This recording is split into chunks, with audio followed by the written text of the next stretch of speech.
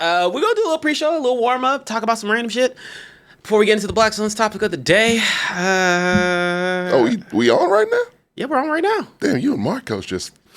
No, I literally, I asked, I said, hey, you want to do a little pre-show? Yeah. That's why I toggled. I said, yeah, and literally we're on. Yeah. I mean, I like it. That's fine. Marcos, I'm always prepared. Are you on a fade? Why are you on a fade? What is that? Hold up. Let's do that cut. Got the crazy there you go. Okay. Nah, Marcos be starting that shit and be like, just catch up with your ass out. Like you said. Yeah. Like, I'll be sitting there, I'll be like. The worst possible moment. Literally. I might be sitting there, I might be like, damn, I'm still dodging them IRS. It's like, oh shit. Hey, what up, True? Appreciate that too, by the way. Oh my gosh, it's the threes in your name. It's True Insta, right? I thought it was True Sinister. It's True Sinister. Oh my god, dude, I cannot see that as True Sinister. Thank you as always. That's how you code, right? He works for the CIA. Yes. Yeah, he has the what is it? The keyboard that has all the letters backwards. Yeah, get that. He's Zodiac. Nah, but tell me how you living, how you breathing, how you doing, man? Man, you know, life, living it. The end. Yeah, it's about like not much. What is it? Hey TJ, why the villagers from Resident Evil 4? Oh yeah, my bad. He got me off guard with that. Oh no, I mean, shoot, RE4. First of all, that's the first game where I say, like I played on hardcore, and I usually recommend playing hardcore for RE games because it's not that bad. That one was tough. It's like that one was a little hard. Professional's even harder. Nah, they jump you like yeah, you ain't from those streets. Oh. And really, you're going to the hood in RE4. So is that the one in Africa? No, that's RE5. Okay. Why'd you make that correlation, Tommy? Racism. It's what it is. This is what it is. It plants things in people's minds. Racism. They told me. You get jumped over there. I saw Lord of War. That's not how Africa and or black people work. Not a single black person. No, not black people. Wake up. Come on, man. Dog, like, you're getting worse. That's why my brain, you couldn't make that correlation. That's why I look like a wall, like a deer in some headlights. Come on, man. That's why I don't want to have to say racist things to wake you up. Get lively. Let's go. I am lively. It's just that was a test. You know what? Some of the stuff we're starting off with is already. So I got to save a little bit of liveliness for that because I'm coming for some asses there. But but today, we get to do. I'm way too free on this show. I mean, that's the point. Yeah. This was where our truest, unapologetically authentic selves, able to exude the best of us and the worst of us in our beautiful ebony glory. Yeah, and it's just us. Just us. It's just us. It took a while to get here. I mean, shoot, a podcast that we're not always not talking about hip hop a bunch, not talking about like we have a random rotation of topics. We are outside the norm a little bit, but we're just as black. From the opening to the show itself, yeah, very much so. Different pacing. We talk about a lot of things. Yeah. I mean, shoot, we get to do whatever we want here, and it's a show where Tommy, it's all good because we do have don't get it twisted. We have a lot of creative reign on any of our shows. We decide topics. Yeah. We usually get to contribute. And if we don't want to talk about something, we don't have to. It's rains, Here it's no rain. No rains. No, like if Tommy brings up a subject, we have a little bit of conversation about it, and then we're like, cool, that's the topic for the show, and no one can tell us any otherwise. Yeah. Now. That said, we try and keep it. We try and do a nice, healthy. I think we do a nice, healthy mix with the Blaxcellence. I think so. Propelling African American communities where they are, right? And we talk about some really in the weeds. I think today is going to be an awesome conversation. Yeah. We can talk about a lot of cool things. Really want to talk about just the influence of, because I think that a lot of people have the conclusion of don't want to get too much into the show, but I think a lot of people have the concept down of like Asian and Black influences, but Asian American influences, and a lot of that as well intertwined, and focusing on some of those aspects just as much as the broader Asian perspective as well, and how different sort of groups resonate in all those areas. And I think it's just a cool sort of blend. A lot from each other. I mean, some countries more than others. Yeah. Korea. Oh no.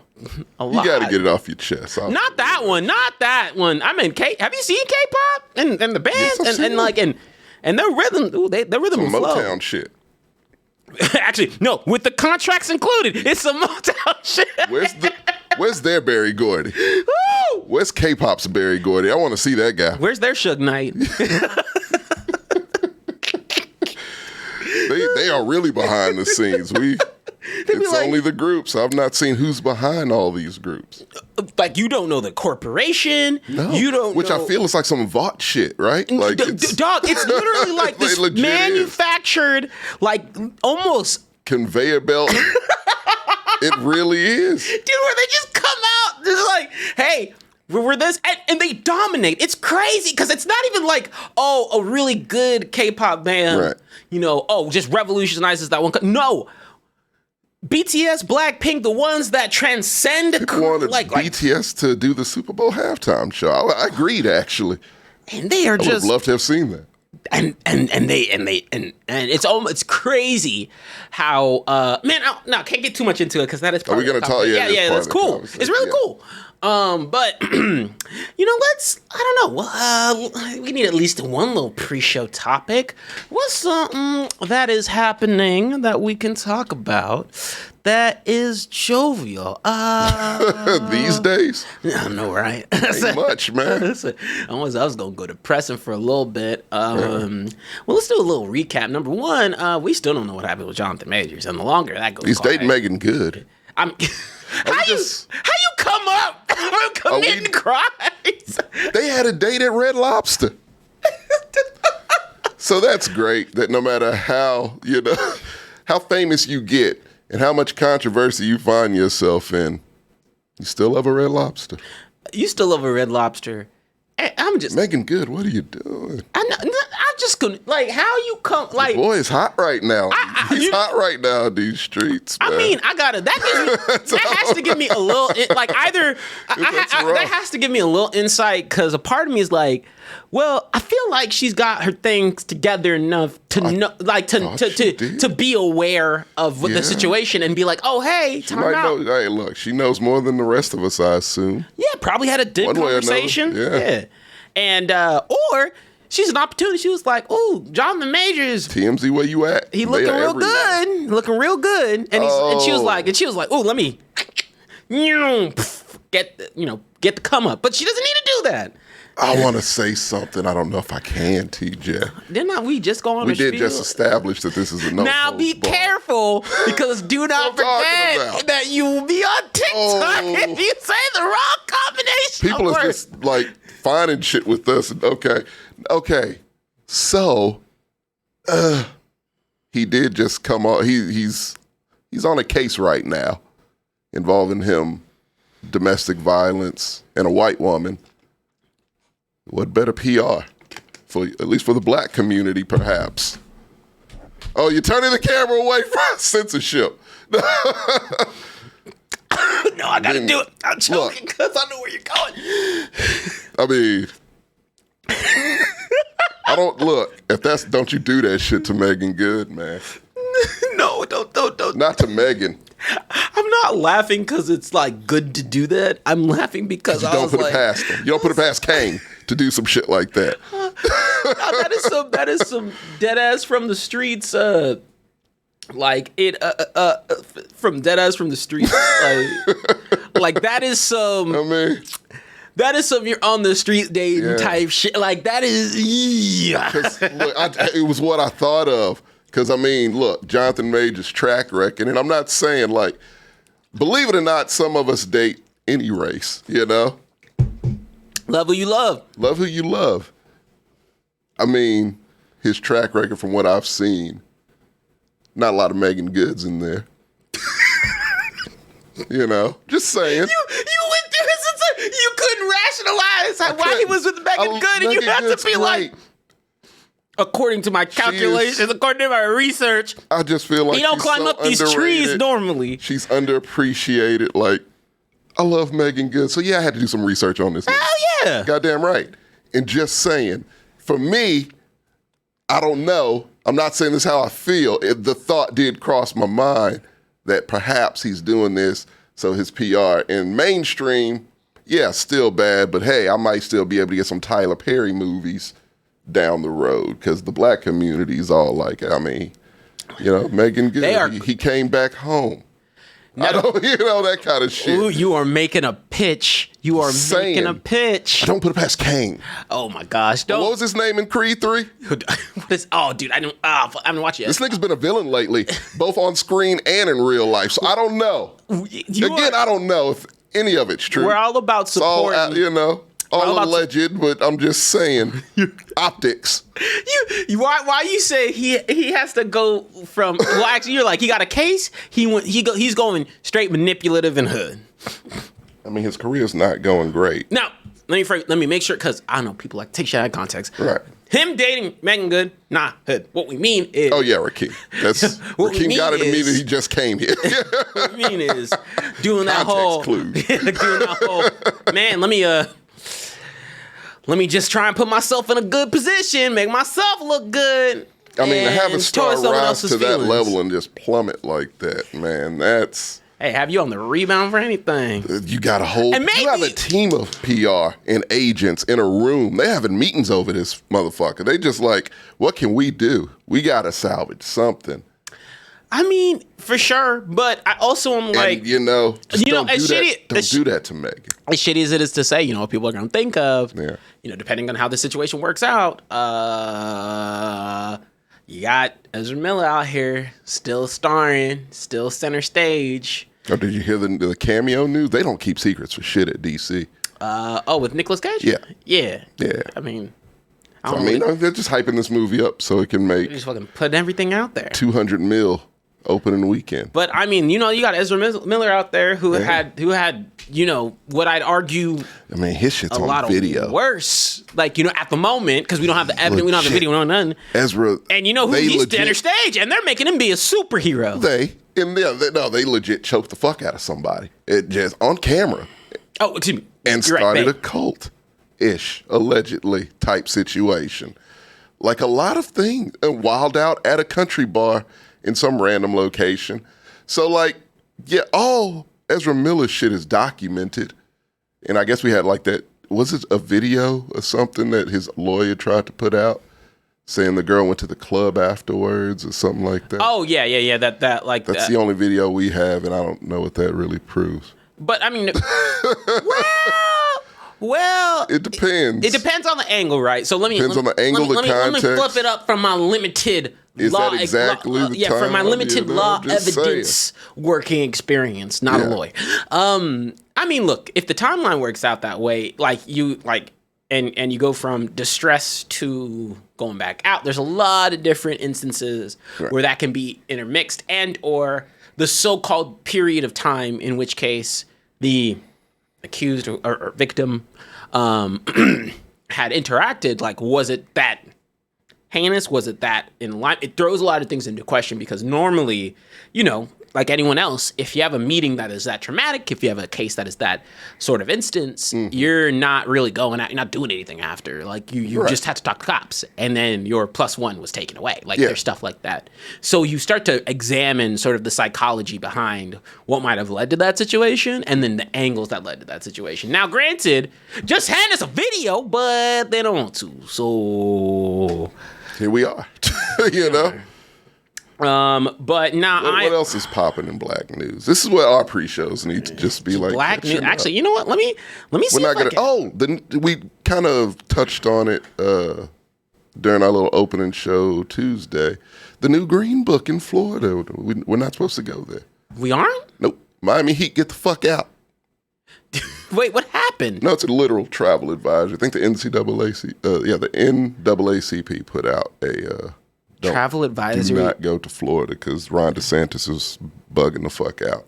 And doing more racist things, and he's been bugging. You know, he's a It's fucking everything. psychopath. And I found out that he's like 5'6", which makes all the sense in the world now. Oh, don't start hating. No. Hey, petite princes, y'all keep doing your shit. No, I don't have no problem with short men. Downgrade from short kings to petite princes. But I think short kings is Short derogatory kings. in and of itself, That's so what you're I'm good. saying. Either or. If you're short, it doesn't matter. It's all about how you carry yourself no matter what. But not with this motherfucker here. He's got little man syndrome like Napoleon. Like it's some next level shit.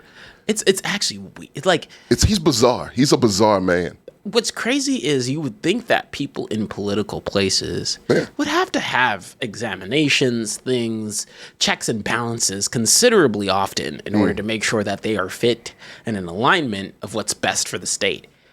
Like, there's no one in the country, even no matter how red you are to how blue you are, no matter what side of the coin you flip, that's riding with DeSantis. This Rumpelstiltskin looking motherfucker is beefing with Disney. Why?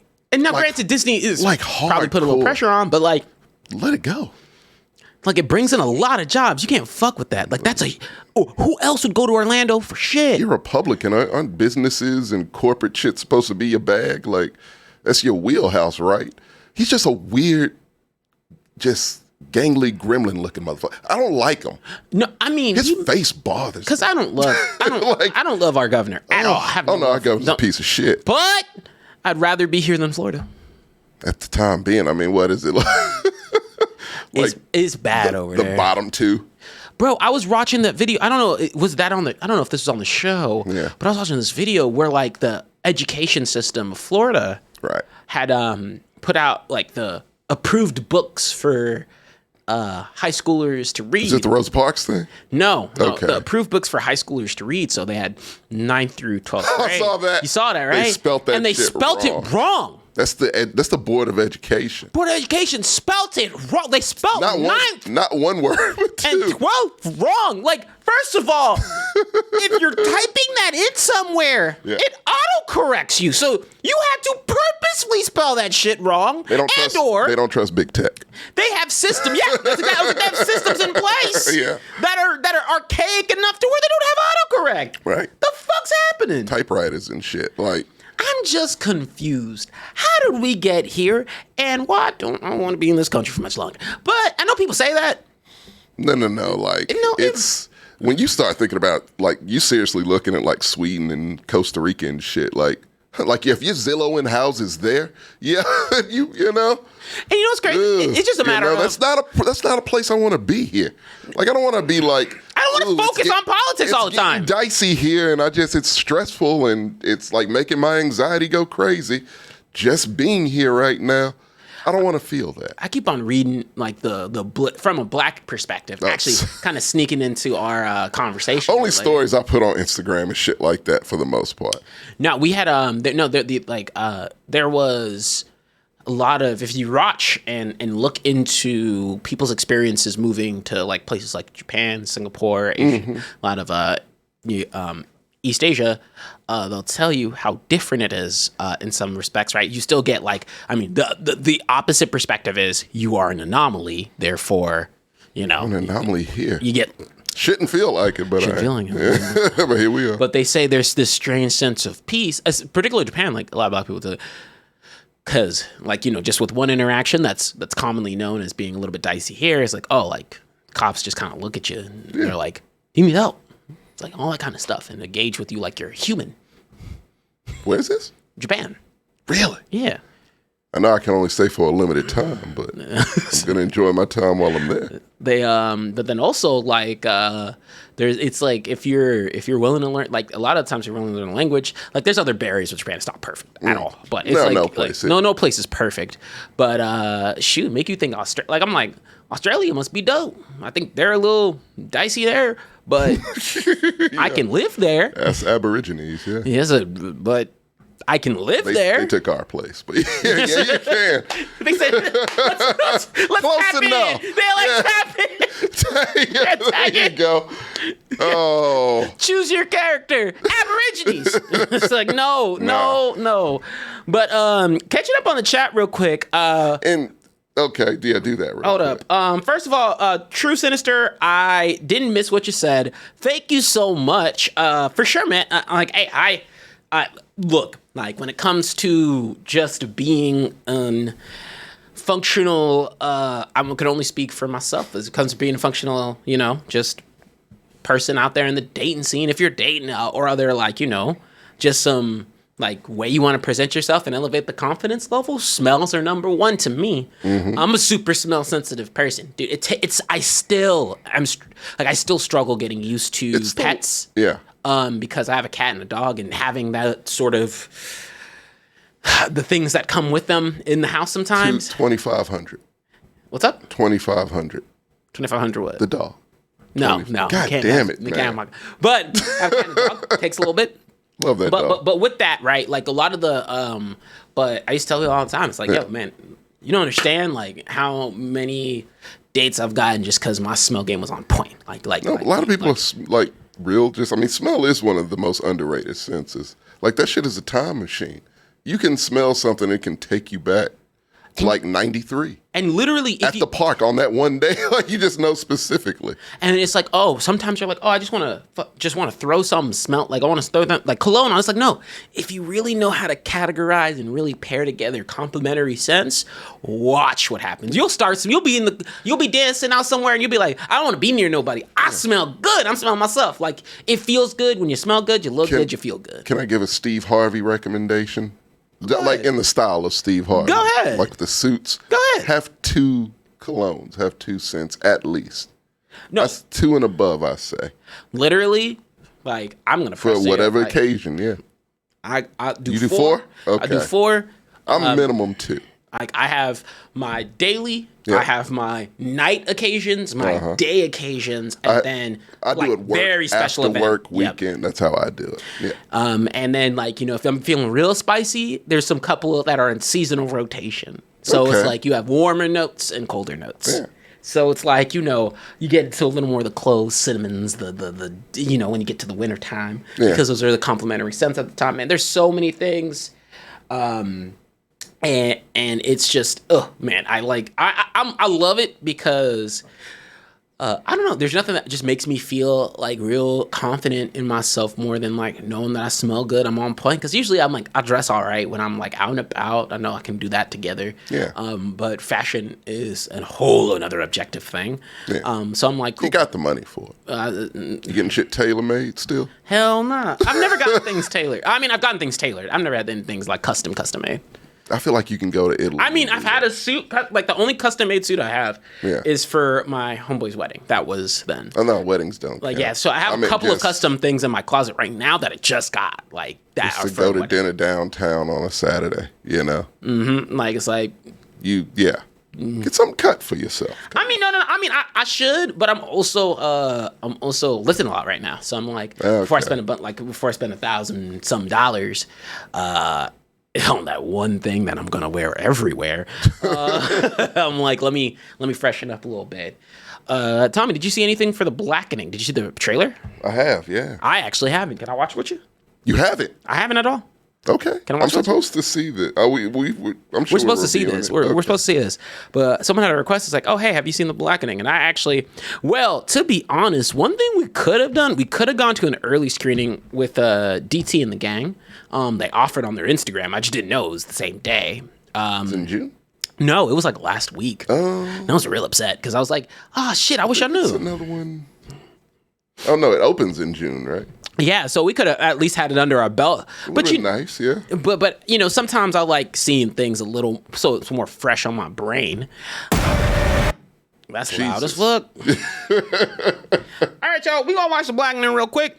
And the trailer, we're not bootlegging shit. No, we ain't bootlegging shit. Just stop it.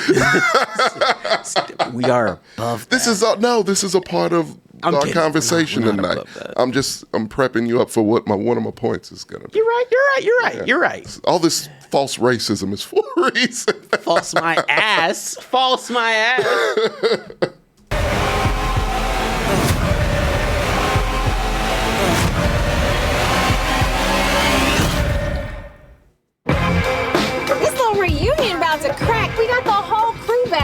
me, bitch. A cabin in the woods. Now let's get it all in perspective for all y'all enjoyment. You still a slave to the white man? Y'all gonna start calling my wife the white man, all right? Newness hit the end. All right. That's a good joke. That's a good joke. Because I was worried at the start with that little like snippet thing. I was like, oh, is this going to be more down the nah? No, you saw Lionsgate and it made you a little nervous. It made me a little nervous, but I saw a lot of authenticity all right at the gate, and they're looking clean, fresh, and smart. Yeah. And I love that. You already got me on the horror movie. Boom. Your hand up that you shoot with, count your But loot we with. don't on Juneteenth. Hell no. Where are you going? Look for the fuse box. What kind of house is this? No, thank you. The blackening? Whoa! Jim Crow Monopoly. Shit probably runs on racism. Pick a card and save Morgan. What do you mean, save Morgan? Refuse to play, and she dies. I think we have to play the game. In your predicament, the black character is always the first to die. I will spare your lives if you sacrifice the person you deem the blackest. The blackest? Nobody should judge anybody in here, bro. You have 2 minutes to decide. Shanika, she say nigga the most. Nigga. See?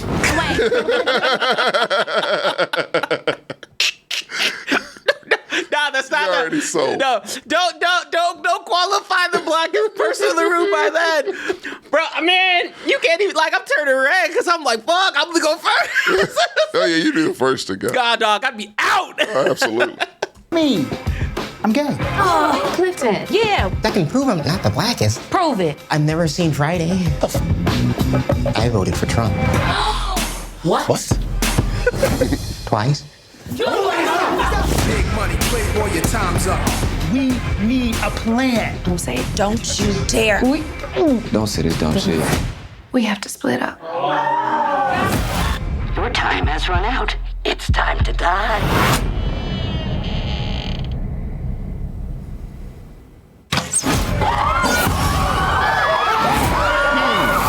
There's a crazy person out here hunting us. You got Rosa Parks on your shirt, right? Would she be sitting down right now? I mean, that's exactly what she did. You can shut up. Made you look. Made you look. Why black women gotta save everyone on the damn time? Made you look. Yo, stop playing. I got a gun. That's too DMX. What are you doing? You know, man, there's a fine line they're running here. Big time. A They super got my attention. thin. Yeah. The fact they were actually releasing this in theaters, that tells you a lot. Around Juneteenth. Oh, yeah, especially. Like, it tells you maybe it's smarter than what you may think. Because when I first saw, like, the poster for this, No, it made I me was nervous. worried. I thought it was some. That's why I didn't watch the Wayans trailer. Brothers I type literally was shit. like, yeah, I was like, oh. I don't but know. even you could tell with some of the humor they're doing, they're leaning into the type of hokey towards the culture I like. But also, what I'm hoping is it's somewhat unapologetic. Like, it doesn't give a fuck. Like, it just is what it is. It is what it is. It's going to do things that will make certain people uncomfortable, but That's what that it is. fucking the game board. I'm like, God damn, dude! I said that's allowed on the that's where screen. you're going with this. No, I mean, I feel like You that's gotta do it. You know, I feel like it's that you gotta be good.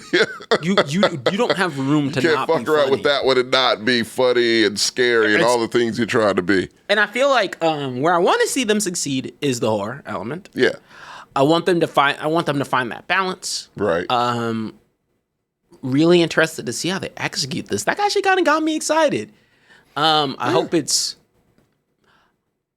I really hope it hits all the notes because I just see that and I'm like, it's putting a lot of chips. y'all in are the- y'all are on a unicycle on top Yeah. of a unicycle on top of a unicycle on the You little put that in line. the trailer, so like you put that in the world.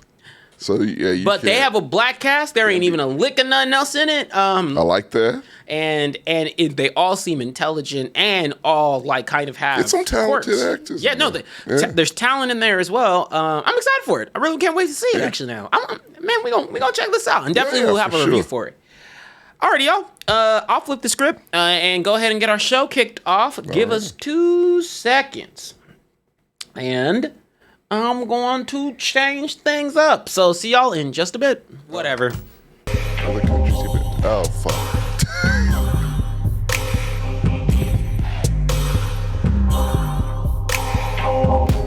I ruined the illusion. Fuck it. It's Blaxcellence. We're here. No, I'm asking you. Welcome to the Blaxcellence. Yeah. What up, beautiful people in the chat? Okay. It's black related. Okay, hold up 1 second. Yeah, you gotta kill this fucking. Okay, there is a fly in this room this that fucking won't fly's let annoying up. the living shit out of me. Out here, what is it? Sammy lost AC. Came a brick. I was behind you now. Oh, this motherfucker. Get it the fuck away. God damn it. It's annoying. Anyways. What's up?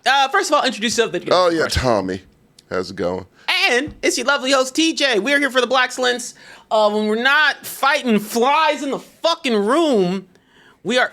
Oh, dude, now it's getting on camera. Yeah. Where is it? Let's take this little motherfucker out, man. Goal of the show today is to talk Open about a the door. variety of subjects. But, nah, dog, because there might be more. It's probably more. It's like... That's probably how it got in the first time when Sammy left. Bro, well, he said that they were trying to fix his AC all day, so it was probably... Oh, whenever, they left the door open. Yeah, all day, right? Coming in and out. And that... Nah, you want to talk about what's not happening in my household? We don't do flies. Oh, that's no bugs in my house whatsoever. I can't. I literally spend time. Yeah. I have a routine. It's like every 6 months. I do a very stringent extermination and prevention, process. Yeah. Don't deal with the bugs throughout the year. I do the same, plus candles. But I do the repellent that lasts for about 5 months. And it's like we've... if you want to know how we're so good at this, it's because both of us are from Texas backwoods. So, yeah. I mean, you learn. Yeah. Because back there, they was like... Let me breathe that air in. Repellent. Eat that shit for breakfast. But now, y'all, we have a couple of fun subjects today.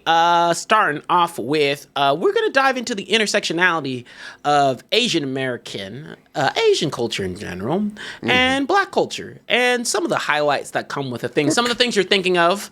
But I really do want to dial down into some even more particular things that are more akin to Asian American, since it is Asian American Pacific Islander month, too. Yeah, and more specifically now. Like, basically... our culture's leading up to kind of where we are now with this relationship, kind of. Because I also think, there's one particular angle. It's like a nice little trading type situation, I feel. That I'm hoping, with the cultures, it's just really low key. That what it really mentions. Low key with racism, but yeah. No, I'm kidding. It's both angles. There's a lot of unison. We joke around, but it's seriously, a ton of unison, we're to boost up, the primary goal of today's conversation is to boost up both cultures, because while we don't have a representative of the AAPI community on our show rotation, which we should probably address. There's someone out there. We have deep friend networks. We do have a lot of respect for other cultures here. That's why we have the Blaxcellence. That's the whole point of this entire network. Literally, yeah. Minority excellence. That's what we want to try and strive for, and make sure we're boosting up our counterparts wherever we can. But with that, oh my gosh, so sorry about that. With that, we also have. I'm gonna start off with a little bit of a bone to pick. Oh man, which one? You have a lot. The black one. All my bones are black, but but no, all my bones are black. The one I'm picking today is our culture a little bit, and some of the toxicity that we got to get ahead of before we sit here and boost another culture for some reason. Because I don't want to be out there in the air again unless it's cut up like that on TikTok. I don't want to be out there in the air. That's just TikTok, man. Like, no, it's not. You know it's not. You were on that Twitter threads too. I was. I mean, it's negativity. Every culture has it. Ours has it too, and they all just congregate in Twitter. But ours does it. They do. Loudly. It depends on what space on where you're looking.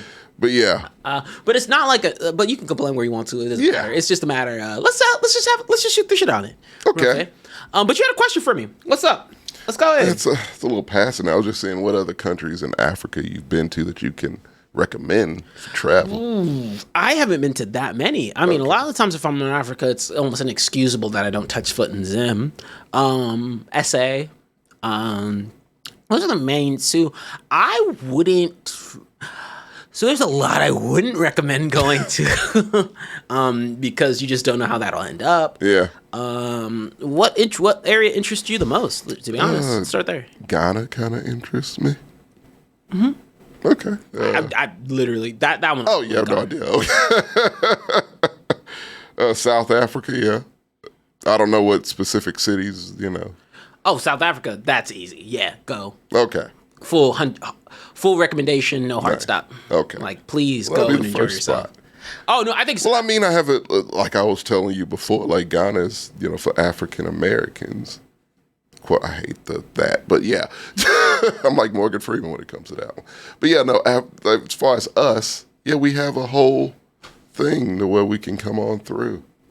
Shadow Shogun even recommends Ghana. Okay, so, yeah, we have citizenship there, technically. Easy citizenship, rather, if we decide to go. Not a lot of places from Africa will fight you on citizenship. Really? Ghana's really promoting it. No, it's making me feel very well. I mean, it probably wouldn't be like the smoothest, but if you're usually coming from America to I'll somewhere go to else, SA. I'm fine to like with Africa, you're good. South Africa would probably be the toughest. Of course they would. But no, that's just because it's... Help us out, man. No, not like because you're black. Obviously. Ooh, let the whole continent be open. Do you need some Allegra? Oh, dude, I don't know what's happening. That fly guy started spreading its spores around or some shit. Yeah. But nah, evil. We got a lot going on today's show, and we just gonna do what we do normally, which is have a conversation, be authentic, and I'm gonna start chanting this in the rules of the Blaxcellence. Oh, we got rules. No.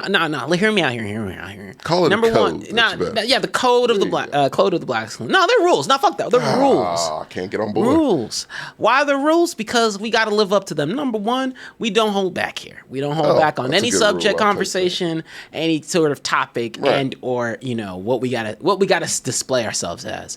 Number two, we're here to promote excellence just as much as we're here to clown on whatever we want to, because some of the best parts of our culture are funny. And some things we don't agree with, and that's okay, because it's all about the holistic experience of what makes us us. Yeah, can I throw one in? Go ahead. Well, not really. It's not so much a rule as just a disclaimer, I guess. We got opinions. They're ours. So it's like, mine is mine, his is his, and so on and so forth. I'm not saying that as I'm just going to say off the wall shit. I'm just... we have opinions. We're people with opinions. And you know what? And a lot of times, so they're not wrong, just like yours aren't wrong. They're just from different perspectives. But the number one thing about it all is, hey, kick your feet up, invite your friends. Everyone's welcome here. Right. And everyone's welcome to contribute to the conversation. Respectfully, but funny. At any time. Shout out to Shadow Shogun. He's Nigerian. Yeah, I mean, we got a lot of black fans. Well, I know that. I mean, actually, it's a pretty good majority of ours. I love it. And it's authentic. I just love our whole demographic. I love our entire fan group. We actually have some things coming out for y'all here pretty soon. I hope that... Goliath, what's up? Hell yeah. But now we have some pretty cool stuff coming out especially, I'm gonna be honest with you, Teenage Yaha, you got something pretty cool coming your way here soon. We'll tell you soon. And some of the people who've been showing out love with all the support, Goliath, you also want to know, like, we got some hookups for some of the people out there. Yeah. If you are loyal, you ride with us, we make sure we take care of you. Some from different angles, different crew members have different things they want to not promote, different things they want to share with the fans out there. Yeah. Mine is for the, if you will, the platinum club of our fans, the ones who get the black card, if you will, of the TJ Amex. Not my money, but that's a lot of money. That's no, they don't get access to my money, but they get to get treated. They get that specialty treatment in the when French they come sit here. That's some below deck shit. Speaking of which, when you going on again? When am I going where? Below deck. You're supposed to be a guest. Yo, shut up. I've never been on a boat. I've never been on like a yacht. Excuse me. That I don't believe. Mm-mm. Really? I've been on like boat parties. I've been on stuff like that. No, I'm talking like a proper yacht or like a cruise. Nah, that's not my thing. Like cruises aren't my thing. Yachts maybe. Oh, yachts are definitely your thing. Yachts would be Get cool. the fuck out of here. Yachts are, if anything is your thing, it's yachts. Oh, Team UCL's trying to get that yacht reward. Oh, shit. Hey, thank you for the sub. But let's just start it off with it. Yeah. So Tommy, I want to knock this out because we're going to be boosting up a couple of cultures. Are we going to have chapters on this? Chapters? What do you mean chapters? Because, I mean, we have entertainment, but it's 3 sects of entertainment we've heavily influenced with each other. No. Are we we're not starting there yet. Okay. We're not even on that That's subject. the whole thing? Okay. Oh, no. Where we start? We're on toxicity. We're on that still. Oh, yeah. Oh, what you mean on that still? We starting off there, Tommy. I'll let it go. No, it's not letting it go. Okay. It's because we have to preface this anytime we got to talk about other cultures. Okay. Because our community is the one that will rip us to shreds if we sit here and we say, we love Asian Americans. We love Asian culture. We love to boost these things up. Shit, let a nigga talk about chicken one time and say that he loves them more than anything else. And apparently I hate black people. Well, you said Koreans make it better. A lot of the restaurants do. And I still fight with that. But Goddamn, you just got to let it go. You just got to let it go. Especially if you're going to Africa, you just got to let it go. Use this as training. This is your training montage. Flies in my ear, I'm losing my shit. If it's in your ear, I'll vouch for you. I got you. I'm just gonna flip out all this shit's destroyed. Bull in a China shop type situation. But so the reason why I'm even starting off with this is because some of the internet out there, not to point fingers, a lot of the internet out there, not a lot, a vocal minority. Again, platforms matter. Platforms matter. Take some of the instances that we have conversations on, whether it's with our cast members, whether it's with just me and you, and run with it like we don't like the black community sometimes. Now, the ones who are here, the ones on our TikTok, the ones they boost us. They love us. Yeah. We chilling. But there's some people out there who be sitting there and say, how could you say this against our kind? Deadass, like I've read that as a comment before. And it was specifically on the Ginger video. Oh, dude, it's on that one for sure. What other one is it on? Oh, that one. The OG. the OG. Yes. And so I want to start off with a little preface. I was gonna come in and roast some comments. I had pulled up everything. I was like, no, you've been. I was ready to be fired up about it. But I want to start off with saying, the number one rule when it comes to allyship, and I think I want to really, really preface this because it's important to me. We are all fighting the minority struggle. Yeah. We are all trying to get showcased. Same goddamn boat. And a lot of our cultures have aspects that we've either taken, evolved, and or hey, a lot of the times, it's been stripped from us. We talk about that all the fucking time. Yeah. It's like it's important to us. It is. But what's important is also to showcase and highlight that, me elevating another culture, me saying I love aspects about it. Hey, me saying I even prefer some aspects to it sometimes. When it comes to not like the culture in general, but some like things they produced and music and whatnot. Is not a knock against African American culture and or black culture at all. Yeah. It's just saying I happen to like this one thing, and that's what makes me me. And if we're just some homogenous group that all believes in the same way we walk, focuses on the same things, we're not really highlighting all the different facets of what makes black culture so cool. Yeah. You know what I mean? Like, I'll take us for example. We like a lot of nerdy shit. Yeah.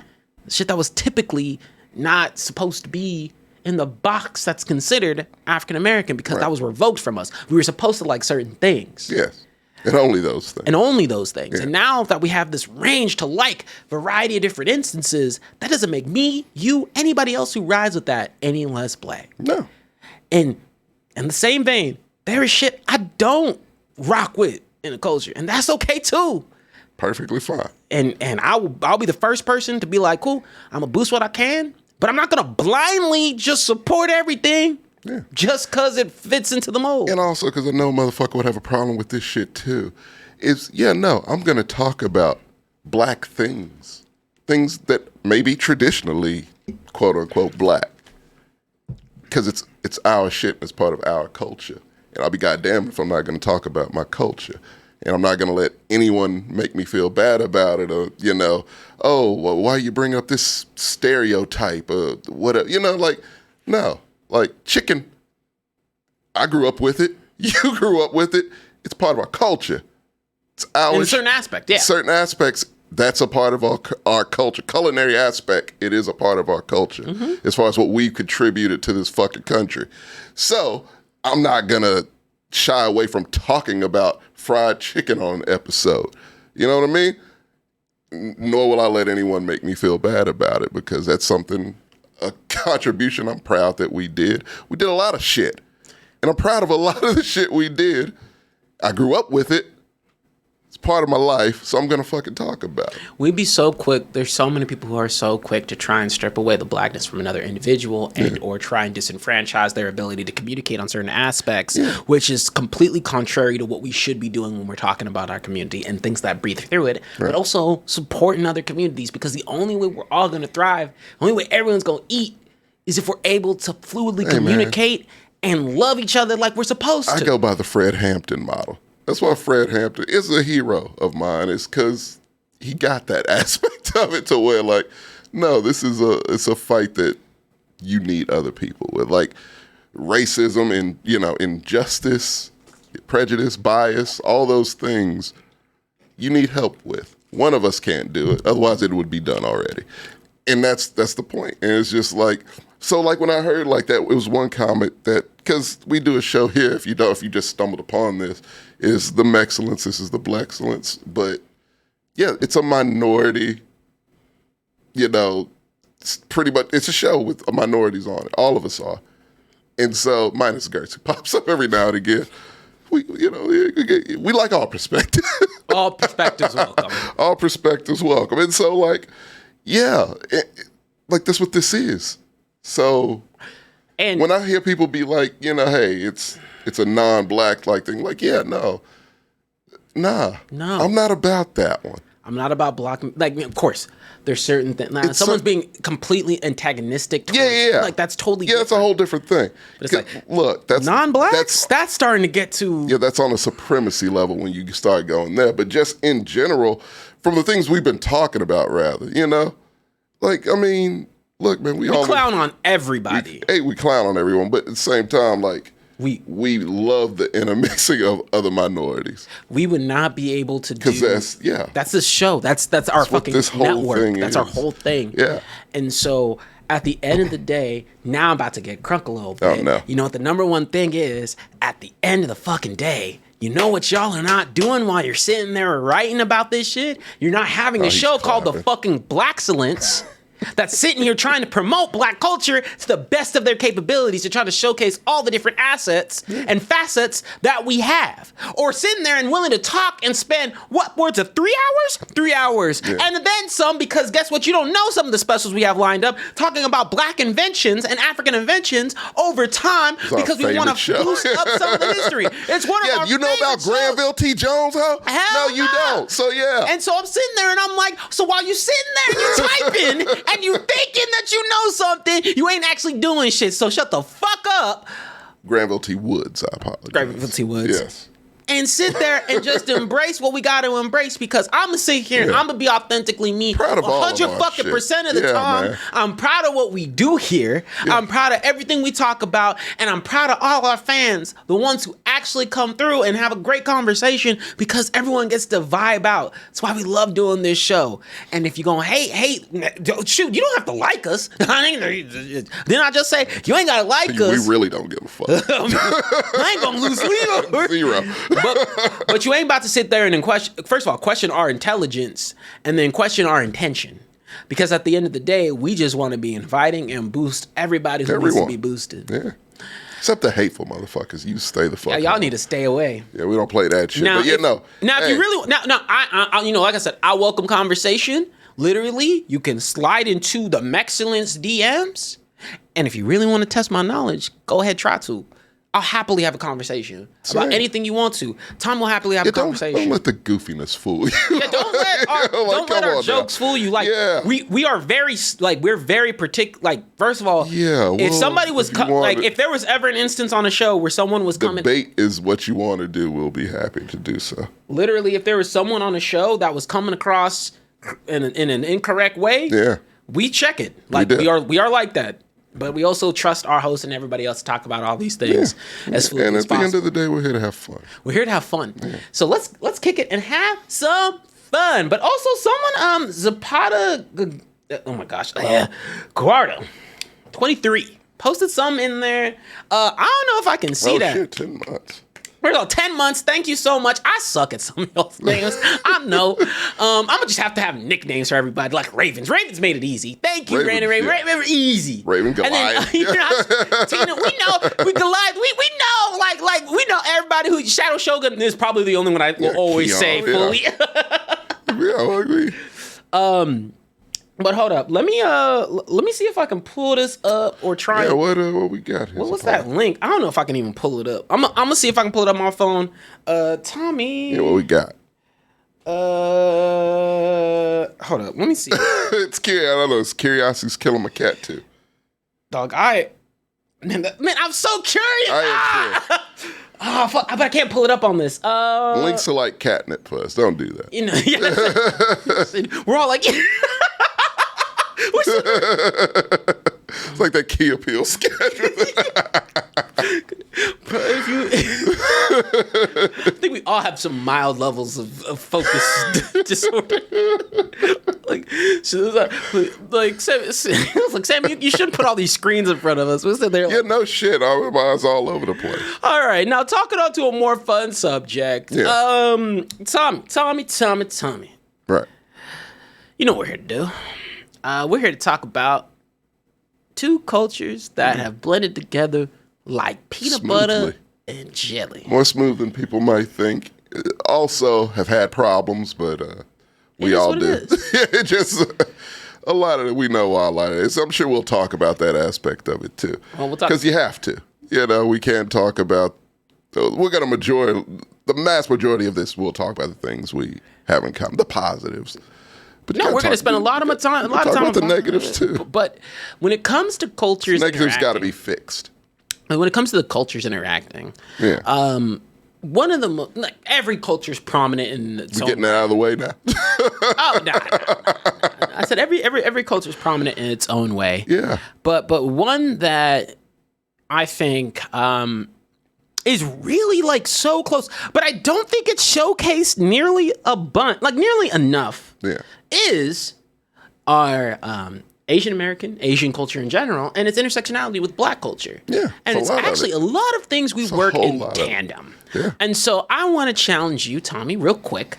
What is like the first thing that came to mind when I posted up this subject and I said, hey, this is something I want to talk about for, particularly since we want to give love to our Asian American, Pacific Islander brothers and sisters. First thing that came to mind. Do, do, do, do, do, do, do. Do I have to? Go ahead. I mean, because whenever you brought the subject up, the first thing that came to mind was just as a Black person, what's the first introduction to, Asian culture that I ever had? That was the first thing I thought. And what was that first interaction? Bruce Lee. Really? Yeah. Okay. Yeah.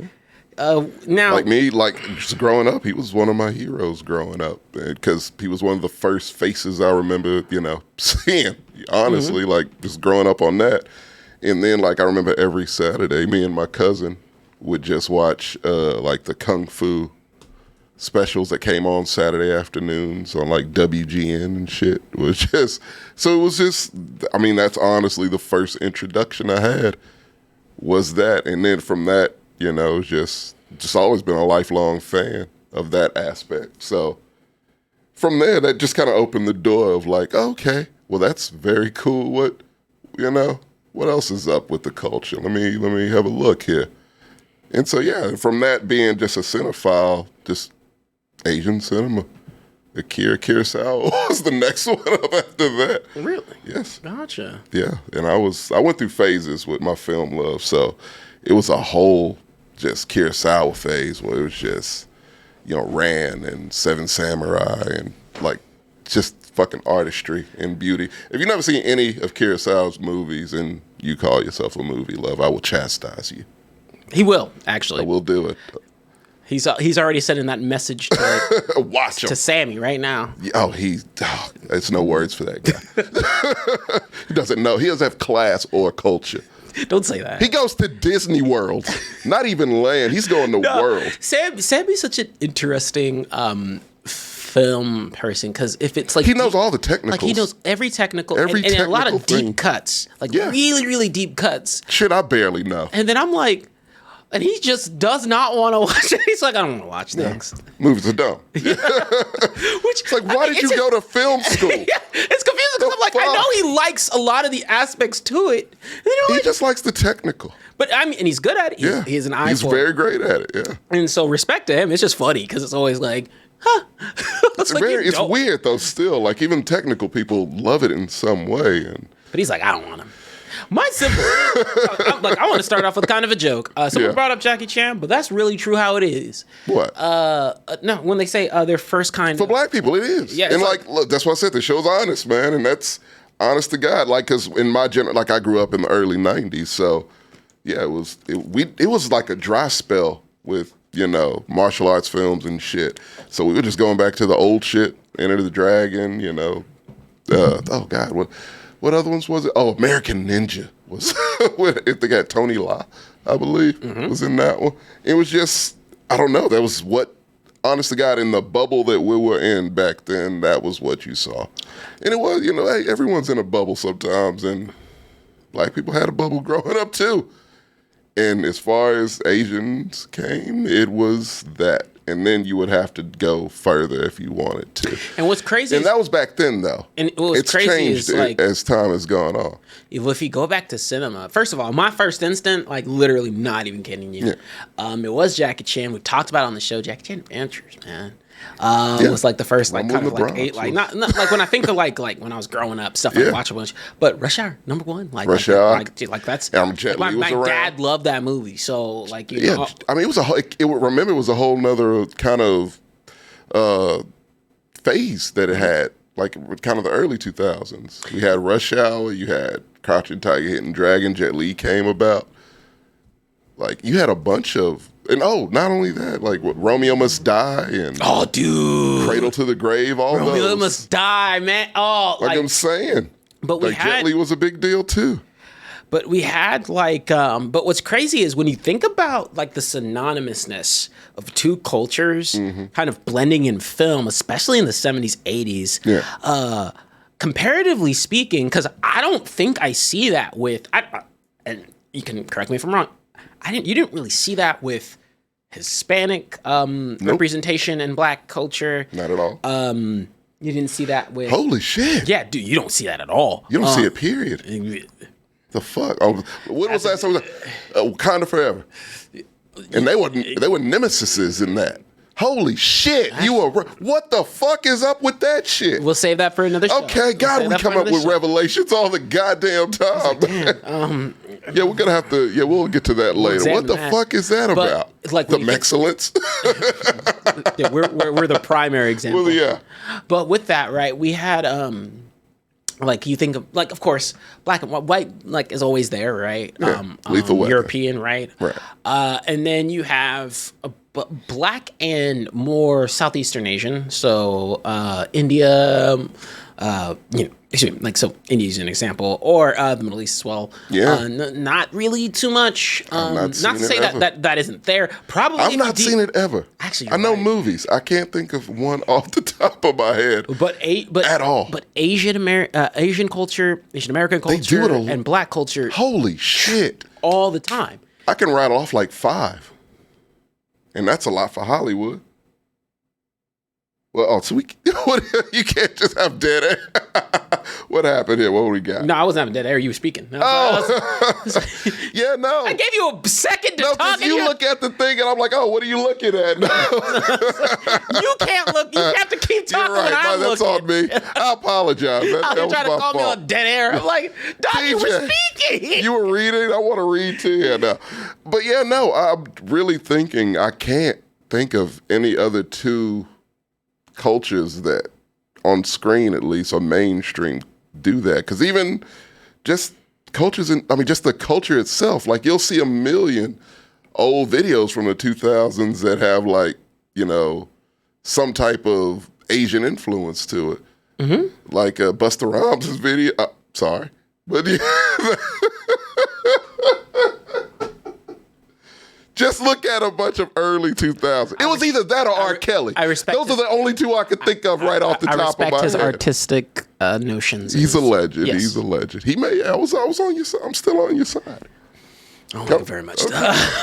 Okay. Your first impression is it's very true. And yours is kind of mine. But yeah, no. So we're not getting into that. Yeah, no. But to me. Yeah, that it's always been involved in some way, decade by decade. Like I said, it was just the fashion, just Drew Hill, for fuck's sake. It was a whole R&B group that took a lot from their whole kind of image and persona was a lot from Asian culture. Like you would call Drew Hill and their mascot was the dragon. You want to know something that I kind of correlated whenever I was thinking about why did they pair these cultures so much? But when you think of the American lens, right, and we think about some of the standouts there, I think it was honestly this whole sort of notion of, to be honest, they boiled it down to Black culture is considered cool, hip, all these sort of buckets. Kung Fu, Asian culture, or the extremities of Asian culture, cool, super spectacular, spectacle. Let's combine these things a lot because we're taking two cool elements and jamming them together. Two things the majority of people consider cool. Yeah, at the time, especially when they were just boiling it down to those things where it's you want to it was the lowest common denominator, but yeah. Yeah, it was literally, they were these people aren't people, but sure, they do some cool things, right? More specifically, white people find it cool. Yeah, that's what it is. Yeah. But that turned into a thing. The Midwest that turned into a thing where a lot of people, from both perspectives, I think sometimes we highlight, we did it even in the pre-show, where we highlight a lot of the aspects that, Asian cultures and Asian American cultures look at us and are like, cool, we can adapt this. We talked about K-pop, Korean music in particular. Korea is a country it's the Motown system. Yeah, the Motown Mafia. It's a degree.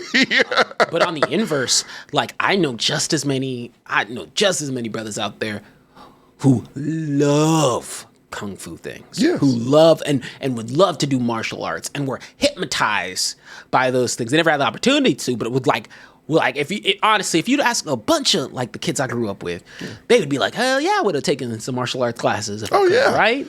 If that shit was in LaGrange, I would have, bugged the parents to sign me up for that shit. And it was just a matter of how much we idolize and honestly almost infatuate with the alternative cultures. Wow, it went from being, hey, we're pairing these two things together because they're cool, and it's almost hit this point. It's hey, I respect a lot of those things, because at the end of the day, lowest common denominator, cool, but I also am no, there's more to this, right? We realized there's that more to this. Wu-Tang. Oh my God. I was Wu-Tang. I knew we were missing one, Where was that? I mentioned Drew Hill, but not Wu-Tang. And it's just a matter of, we took those elements and you're just wow. Both of these cultures, whenever I want to listen to Gravel Pit now, but yeah, go ahead. Whenever we take those aspects and we're looking at it, it's really two cultures that I wouldn't say respect a lot of not respect all the time, but are idolize and really push up big time both aspects of hey, I love the style, I love the design, I love all the things. There's a lot of times where you'll see. Oh, go ahead. I'm not saying there's a lot of times where you'll see, using Korea as another example, like where it's like, hey, look, a lot of the dress, like you got change, you got a lot of the inspired from, some of the things they see as more cool and mainstream from African American groups. And then from us, shoot, man, using Wu-Tang as an example, they'd show up. Kimonos, they show up. They do whatever they needed to. I'm saying, man. They show up in a gi. It's really cool to see. I'm sorry, I use that word a lot, but it's just so interesting and kind of cool to see how just this natural gravitation towards each other. That's what I was about to say. Is that it's just so natural. It's so subconscious almost. That's the most fascinating thing to me. Out of all the cultures that we have in this world, for whatever reason, those two gravitate, even when, sometimes it seems like it's conflict in some instances. But overall, they've gravitated to each other very well to where it's like we borrow things from each other.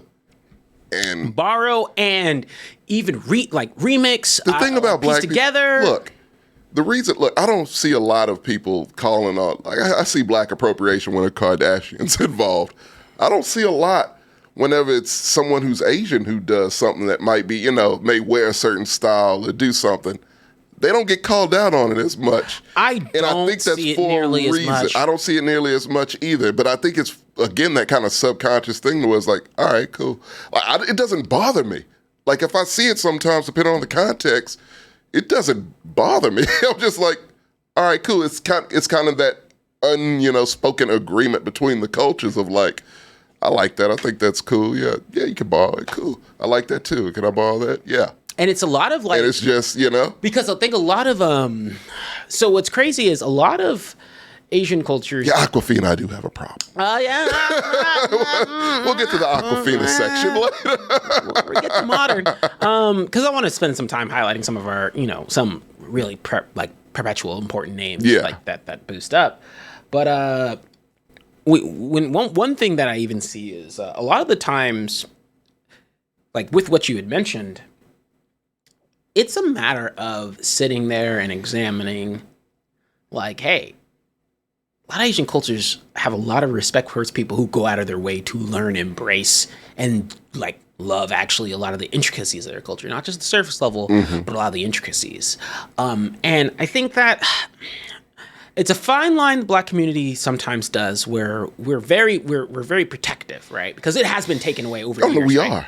Yeah, we're super protective. And it's funny that you bring that up too, because it's just like, look at how other cultures react to appropriation. They're just like, it is what it is. My shit's in a vault. and on some aspects, totally understand why, right? Because it's been forever, for generations. Things being stolen from us, kind of a thing. So we had to yeah. But on the inverse, the one, like you said, one of the few cultures that I see that I feel like gets almost the cleanest of passes. Yeah.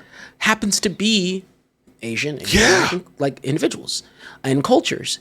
And it's just a matter of, hey, it's like, I think it's that genuineness of, oh, you're taking this and it's just a matter of you respect. It's like respect. You respect it feels like it's not being played up. No, it's for some sort of show, it's not for some a sort of joke thing. or anything. They genuinely love it, and they put the effort and love into what they, whatever it is that they borrow from us. Like dance, perfect example. Because oh my goodness, damn. Hold up.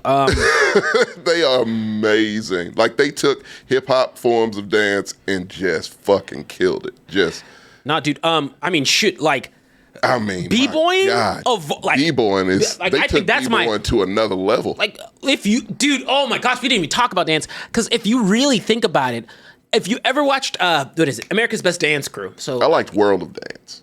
That was a good one. Like you'd honestly see so many different instances of just, I think Chopwalkies were all either Black or Asian. Yeah. Just all intermixed. Oh, yeah.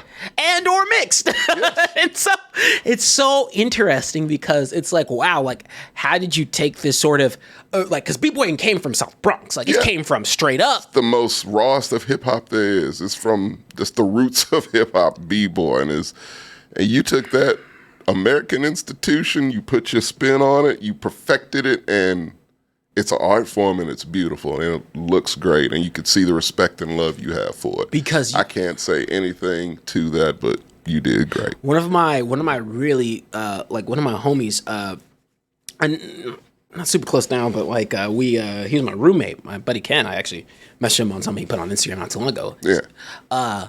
He's straight up from Japan and he's a dancer. He loves dancing. Like I'm talking learn. Like was inspired by the twins, like the whole thing. Shit. And you could literally see the authenticity brewed from someone who was not even born in this country. Yeah.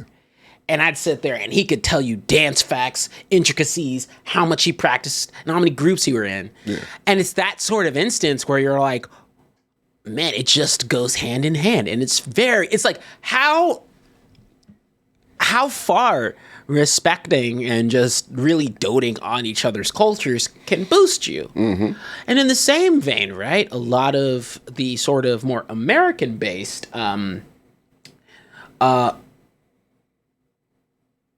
oh, yeah. Hey, thank you, bro, you for 821 for even stopping by. I can't wait to see the highlights. But no, one of the things one of the things that even I would say would be, man, when you think about it, there's just no other culture that I think, like, I'm really trying hard to be like, well, their culture just gets it like that. In the same way. And I don't mean it's like... No. I mean, it's a thing where, like, I feel it should be more, as I'm sure you do. We all should be. We should all be believing. Because, guess what? You know? If you want to know a little fun fact about me, I adore Bollywood movies. I think I've said that to you off air. Yeah. Like, I don't know, and I can give you an encyclopedia. Like, the artistry, the pageantry, the beauty of the filmmaking. Like, it's really cool. Yeah. And it's actually very, like, a lot of the more... notes, not the song, not the song and dance production, but more of the like intricacies of the storylines are actually very akin to some things you see in African movies, and so really hokey and kind of. But it's so interesting to see when I say that. I'm like, oh yeah, like where's some of that blend? Where are those mixes? We ain't there yet. We ain't there. Shoot, we both have a ton of respect. We're from Texas. We both have a ton of respect for Hispanic American culture. We're here. Here. Yeah. Yes, we do. It would start off as... I mean, fuck, man. Like you said, and it might just be a specific thing because I don't know how the relationship is, between black and brown in Cali, but like here, it's a thing to where we grew up with each other, quite literally, just going over each other's houses and shit. And I'm sure it's that way in Cali too. I'm not from California; it's foreign to me. But I just might as well be a different country. Now we are in Texas, and it was just a lot more kind of like, yeah, no, my mom does that too, type of deal. But it's not as but you were part of the family almost. Like, but it's almost like unless you're from somewhere like here, you didn't. Maybe it's get a small that. Town thing too. Yeah, it's also a small town thing. Okay, right? yeah. So it's very interesting. What you got? Yeah, no, I'm. You just read too much. You distracted me when you read. No, you gotta look up. Oh man. But no, it's very interesting just because, and I mean, of course, I don't know if I agree with how do I put it? I don't know if I agree with the statement like people feel Asian Americans are harmless per se, but more so, I think that because of some of the American systems that were in place and sort of the position they played, and what propaganda sort of presented towards them, it put them in a way to where, a lot of the culture and intricacies of it weren't highlighted nearly enough to write. And maybe we're one of the few cultures that decided to dive in a little bit deeper into that. And we're not perfect. No, there are some inaccuracies to it. Yeah. There are some things that don't rock and jive.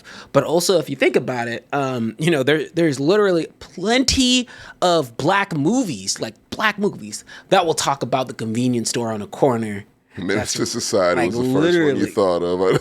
Literally. It was. Because because the cultures were just there. They intersected. For some reason or another, it's always a store in the hoodest of hoods. And I was like... and Asian owned. It was just... hustling right next to us. Right next to us. And you would never think about it. You'd be like... Well, like, my mom went to the weave store You know, the nearest one to LaGrange, it's owned by an Asian lady. She's known for like 25 years. But like she owns the black-owned hair care product store. Like, you know. And so it was what it was. I told you before who cuts my hair. Yeah. That is 100%. That's what I'm saying. And you trust Asian them? woman, like with my wife. That's what I'm saying. I haven't seen her in a minute. Yeah. I need to. but because taking a step back, because I do want to highlight on, we've talked about like the Asian culture, like in more general. Right. I want to challenge you a little bit in terms of like more specific to Asian American. What are some sort of instances and this is and I'm gonna give you a little bit of a pass here. This is a bit more tricky. This was very tricky because one thing that wasn't really perpetuated or wasn't highlighted is like Asian American actors and influences are still fighting to get properly represented on the screen even nowadays. George Takei probably is it. Mm-hmm. It's all. Like, because I remember watching old reruns of Star Trek back in Nick at Night days at night. And so, he was the only real, I'm thinking, Asian American representation. Like just, no offense, but literally like his accent is just a traditional American accent for the most part, Mm-hmm. And yeah, that was it. It's wow. Yeah. Shit. I wanted to hit the flip strip on you Yeah. because I said when you think about it, it's more modern. God damn. A lot more Do you modern. think about these things when you bring them up? Yeah, of course. Okay. These are things that I play chess. You know me, I love things that we don't realize until someone says, "Hey, have you noticed this?" Like, it's mind blowing. But yeah, that's true. It's probably the first and only for a long time of Asian American representation. And then now you start to have some more breathed in life, right? We have more mainstream actors. I guess Keanu Reeves counts, yeah. He does, and universally loved. Oh, how can you not? But it's very interesting because now we're getting a little bit more. We talked about beef on this show, where we get to see more authentic representation. That should be the blueprint on a lot of shows that want to Crazy Rich Asians and that, yeah, and show like representation without just putting like a hey, spotlight here. This is how yada yada yada. Like because that's not what this is supposed to be. This is a movie. Just so happens to have Asian American people in it, so they're gonna go about their day as an Asian American person would go about their day. Mm-hmm. And if you pick up like oh, that's something I've not seen before, that must be cultural. Okay, and then we're going about the story because end of the day, key word to that one is American. So they're gonna be doing, for the main part, just shit every last one of us do. But yes, there are cultural things that some of us do, every day or ever so often. They might not be the white norm or the traditional quote unquote American norm, and that's just our cultural thing. Going into that position in and of itself, I think we are now just starting to get to a place where, and I think all cultures, once again, I even throw in black under the bus here too, where I think a lot of the times, because of way America positioned things, it was just Asian culture, not the more nuanced what parts of Asian culture. Yeah, I'd say up to probably the early... mid 2010s. Mid 2010s. Honest to God, like that's when I started. Like we've done it, but like I'm just talking about the masses and really almost everybody. There's like specifically like no, don't just say all people are this or all people are this part of Asia, this part of Asia, this part of Asia. Hell, I mean, you could say Asian, sure, cool, whatever, but if you get specific, that'd be cool too. Yeah, get specific. Get and fucking learn specific. Because they're not all the same. They're very, very, very, very Everyone's different. Everybody's like saying someone from different. The best way I compare it is because I can speak on Africa. It's like people from Ethiopia are not the same as people from Zimbabwe. We're from very Nigeria, different. From Nigeria, from South Africa, from Ghana, because they are rivals. Hood the shadow. Yeah, got that street beef. Arch rivals. Yeah. But not Must be great soccer match. But it used to be. But a lot of people could be like, "Oh, cool, like kung fu, Chinese, anime, Japanese," and then that would be the dichotomy. And a lot of people didn't even know that bare minimum, bare ass minimum, bare fucking ass minimum, bare ass minimum. Ninjas Japan. Like I'm like, dude, no. Ninjas Japan, no. Ninjas China, right? Yeah, Ninjas China, Samurai Japan, and they that's it. That's the only way a lot of ninjas is Japan. But ninjas is Japan. Yes. Where's Samurai? Also Samurai Japan. Everyone's Japan. No, not everyone's Japan. That's the point. But that's what I'm saying. To give you a pass there, because of the interconnectivity. That's what I'm saying. That's the inaccurate shit. No, because of the interconnectivity of the characters, they're like you're not incorrect in some of the things you're saying. Like the origins. The origins are very. Japan and China have like a tight history. Warring States. I know that. I know. A lot of things I haven't dug deep into that, but yeah, I know. And with that, right? But no, it's there are a lot of Asian countries. There are plenty, and so yeah, it is important to know the difference between them. And I feel like that's a big thing. That's and I feel something that you should know. Even with we and actually to your point, Nick. Period. One thing I will agree with is I think that there is some service level examinations. A lot of people don't know. Like we have just now gotten a bit deeper on some of other areas of Asia, like I'd say Philippines. I'd say. India for sure, and then I'd even say Korea, right? Korea's definitely gotten way more mainstream in some of the focal points. Very much Not so. a lot of the cultural aspects, but because of the way Korea's positioned in some of its more modern times, I mean, I can understand why that is also presented the way it is. Yeah. Vietnamese still like that nuance.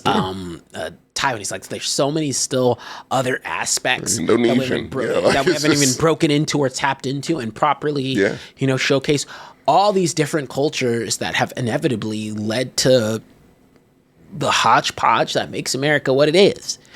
And there's all these backgrounds to examine, and then some of these instances that we pull influences from, and even from the foods we eat, from the way we interact, from these things that people just don't see. It's in the same vein, right?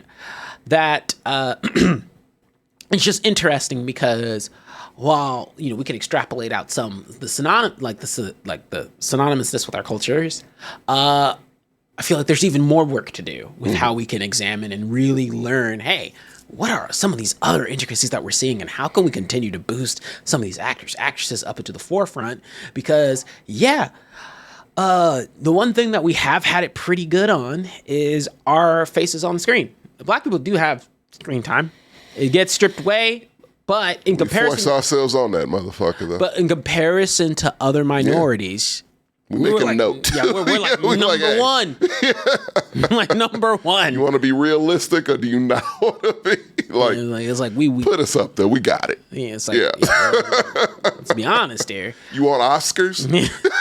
We got you. It's like no, but it's just like there's so many other influences and people and cultures we can pull from that need to get elevated. But just as particular, and this doesn't even go into Pacific Islander. We're not even talking about Hawaii, like a lot of the other places where there's Polynesian, like so many different things that Malaysian, like I can go on the list. You go on, but like literally that also contribute and have crosses with our culture as well. But they don't see it like that. Yeah, see it as like some of these touch points and these other things, and I don't even think it's appropriate to go into some of those aspects because if you put me on a pedestal, if you put me onto not gun in my head, you tell me, hey, how many Pacific Islander actresses and actors are there? I'm like, The Rock. He's half black. Hey, he's an amalgamation of what we're talking about. Purest form. The purest form. I can tell you football players, but I couldn't tell you. Oh, no, I don't want that Ninja Samurai mistake to happen again. So I'm just confirming something right now. But go Let ahead. it go. Let it go. No. Let it go. Why? No screws. Okay. But no, I think that on the inverse, right? there are some things, like we're talking about a lot of positive notes. We're talking about a lot of the intersectionality. And I also know that there are still some of those preconceived notions in older Asian communities, older Asian American communities, that have been positioned and painted us in not the greatest light, right? Right. But that comes with the territory of, honestly, just the problem we've always had in general, which is, and I've heard this from many of like friends of mine who are Asian, or really just children of immigrants, damn near all of them, minus I think a lot of my Mexican friends, which is that the white people hate black people. Like if you do that, then you fit right. You don't fit right in, but you'll fit in more so than if you didn't do it. And so it just becomes like the racism that has just spread out through this country with its big ass, megaphone is that, black people, hey, you could treat them like shit. It's fine. It's, that's what Americans do. It's the proverbial punching bag. The proverbial punching bag. You want to joke around with the white people and, this might be a way to do it. It's just, that's something we can all come together on, right? That kind of thing, in that it almost was just a thing to fit in, almost a high school level thing of you pick on the kid who's being picked on and, you might get a friend out of it type of deal, which is that old school kind of mentality. And that happens a lot. And so that's just pretty much the lens that a lot of older, people who have come to America, first generations, have seen, and that's what they feel, whenever think. you're fed so much media, that's what it is. That perpetuates either us in a terrible light, such as gangsters, thugs, all the kind of nonsense. That also, yeah, and also in a light to where even like I brought up Menace to Society, the opening scene of that, like, well, that's the relationship that that's the only relationship you kind of see between these two cultures at that point. Early 90s was like conflict, and it's like, okay, yeah, I guess that's kind of how it is, right? I suppose so. Let me fall into that trap, right? Yeah, and so it's the same model that's been used. It's just through the mind of someone who's coming here rather than the mind of someone who was born and bred into that shit just purely, just naturally, unbiasedly, that's just how it is, subconsciously rather. So yeah, no, it's like I said, same thing, different type of person. And when that's all you see and hear, you're gonna think it. And I don't want to put the pivot on back for just Asian American and Asian cultures. It's all of them. It's literally every single one. One of the biggest hurdles I think we have as minorities is that shit. It's shit that's been planted by someone, by a whole other group, technically, is why we can't click. Because a lot of our cultural shit is along the same lines. Like, it really is. We all have a lot in common, but minorities specifically have a lot in common. I can verbatim tell you, because that, especially with... And God forbid these people who have stuff in common, like, befriend each other. It's just what it is. And I get to see it from a slightly different perspective, because I get sometimes, not all the time, sometimes I'm just seen as African American, because I am, truest definition. Quite literally. Sometimes I'm just seen as from immigrant parents, so it's a little bit different. The perspective, or just black, right? which you are as well. I'm also just black. I'm a lot of things. Trifecta. But I think what's interesting is, whenever you boil it down to it, especially coming from immigrant parents, so, like any of my immigrant parent friends, like any of my friends who are like, it's the same. It's literally the same. It's why I've gotten so along with a lot of people. Because I'm like, our backgrounds are the fucking same. That common ground is real common for us. And on the same note, it's also why, hey, we started off the show with, hey, we date a lot of different people. I've been in college, dated a lot of different backgrounds. Yeah. It's a hurdle to get through more often than you think. Because you'd be like, oh, shoot, maybe vibing with someone who's on a totally different paradigm than you. And I know your dating history, so yeah. Goddamn. I played on hard. You started the game on hard. I started the game. No, not even hard. Brutal. Yeah. We go to this difficult setting. Choose yours. Fuck a hard. Brutal. That's what you decided to do. Yeah, let's just say when I started dating, the culture is that.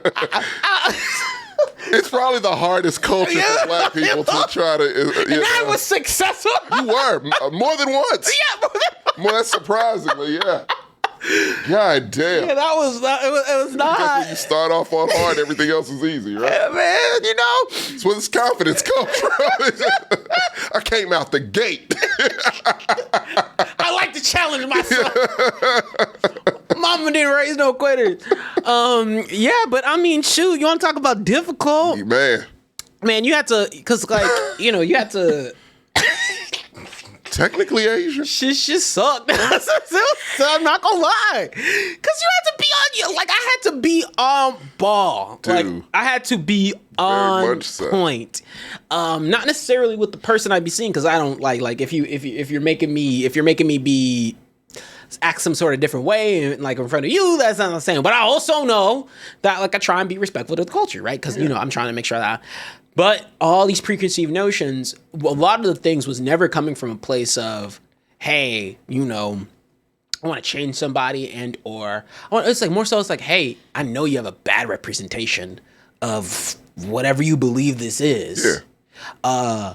I'm setting it up for next, the people that are going to be I'm not trying to be fucking white knight, and that's not what I'm trying to do, but if I can at least leave a good impression, and that changes their perspective just a little bit, opens up the door for everybody else. There you go. In terms of who they might meet and interact with. Yeah, and it's not like that's a mission of yours just in general. Fuck no. You were trying to get with their daughter. So I was trying to get with her. It's a mutual thing. You become a better person. I get your daughter. It's fine. We're good. Now, granted, that is how. Yeah, it's fine, Man, you're right. I was like, I don't know why I ran into the fire like that. There was a whole ass. The older you get, the more you'll be like, God damn, I don't know if I do that now. Yeah, it's a lot of work. Dude. It's a lot of work. Good job. Hey, I appreciate it. It's impressive. Jesus Christ. I really like those girls too. They're awesome. I'm not bad in terms of nobody. I don't think I'm bad. That's what I'm saying. I was It was You changed minds in the process. Button up my tie. Yeah. There you go. I mean, but going to take it a little tangent. Going to school at UT did not make it easy, to be honest. Because I had to sit there and yeah. I would have loved to start off my dating career Black Queen. UT said there's not a lot of black people. You're Austin A. And you're in Austin UTB. and you're at UT. Yeah. You got to find someone else. What do you mean? All right. I guess I have the cards I'm dealt. And, of course, as time went on, I dated all types of people. But It's so fascinating because, when it comes to the pictures that were painted, all of the preconceived notions, they're real. Yeah. They're so real. And they're even real within our culture sometimes. And so it's very interesting because when it comes back to that sort of natural interaction of, when it comes to Asian Americans and Pacific Islanders and things of that nature, they were fed these sort of perspectives that are beyond us. And it's not their fault. It's no one's fault. I mean, there is someone at fault. Yeah. We'll get on that one day. But there's someone at fault. But it's interesting because as we continue to move on in time, the point of allyship becomes so much more important. Right? Where it's like, hey, we are not in a position, and I really want to point this out. We're not in a position to where we can say, hey, look, y'all deal with this, we deal with this. For all, I've said it before. I said at the start of the show. Yeah. The only way we can eat is if everybody else is eating. Yeah. The only way we can see success in black culture, black community, rightfully so, is frustrating. There's things that we've had to explain upwards. It sucks. Yeah. But if we our allyship is important because everybody's catching hands in different ways and different facets. Yeah. I mean, look, my whole theory is America just has a fucking Price is Right wheel that they spin ever so often, and whatever minority what's the stick mic? Yeah, just whatever minority it falls on that particular quarter is, who gets harassed and who gets the brunt of it for like a solid 3, 4, 5 months. And then we move on to the next one, and you spin it, and that's just how the shit. It really, if you pay attention, that's exactly it's a whole how rotation. it goes. And it might be the media just doing that, to do it, but it, No, notice how. Really pay attention to, because it's always going to be a group that's being just hardcore discriminated against at a period of time, and then it'll switch to another one. Notice how. America always needs someone to hate. Yeah, notice how there might be an instance of black hate, and then the moment that thing gets riled up, ooh, let's talk about this border. Yeah. Let's stifle that, and it's like, whoa, time out. Let's bring in Stop Asian Hate. Yeah. Let's start to do this cycle of putting spotlight on and LGBTQ community. All right, and it's just these different spotlights. Every time it's just a different fucking spotlight. Got to be careful out here. We can't. Jewish people, that wheel didn't land on them for a while, but it got them apparently. Not too long ago. Like, it's just at all times. I mean, let's not even talk about from the 10 years plus that Middle Eastern, Southeast Asian. Post 9/11, God, that was a decade. They stuck. That wheel was broken on them. Broken. Absolutely broken. Look, even after the Boston bombing just kind of reignited that shit, and they weren't even Middle Eastern. And it's just like, some shit like that happens, and automatically you went right back there, didn't you? Didn't fucking hesitate. Automatically, just because it was a man who, he was Middle Eastern, and they thought he was the one responsible. I mean, they didn't, like, officials didn't. They were just, he was a person of interest immediately, which he shouldn't have been even that, but cleared him just right away, damn near, for like 2 weeks straight. People just, because, hey, he's Middle Eastern, it's another 9/11, yada, yada. It doesn't take much for that fucking flip to switch. No, it doesn't. No. This is a country built on fucking fear. Ooh, how do we get here on? I don't know. Like all our shows. We're supposed to be positive today. Speaking of which, it's why they're very particular with how they position certain uplifting notions of culture. Notice how with Asian American. I was going to bring it back Asian around American, too. It's kind of almost the opposite. Pacific Islander. Don't really like Asian American. Also includes Indian culture. It does. Some parts of the Middle East. Yep. And they position it as such in very interesting fashions. Yeah, no, they're not Asian. They are, but not in the American context. Not at all. Like, not even if you go over to the continent and you land on the continent. And guess what? If you look at the continent's name, it's oh wait, it says Asia. Shocker. Yeah. Yeah, no, they don't acknowledge that part. They've separated that to be the Middle East. Like, that's in American culture, that's automatically almost. We're trying to switch it back to South Asian, correct?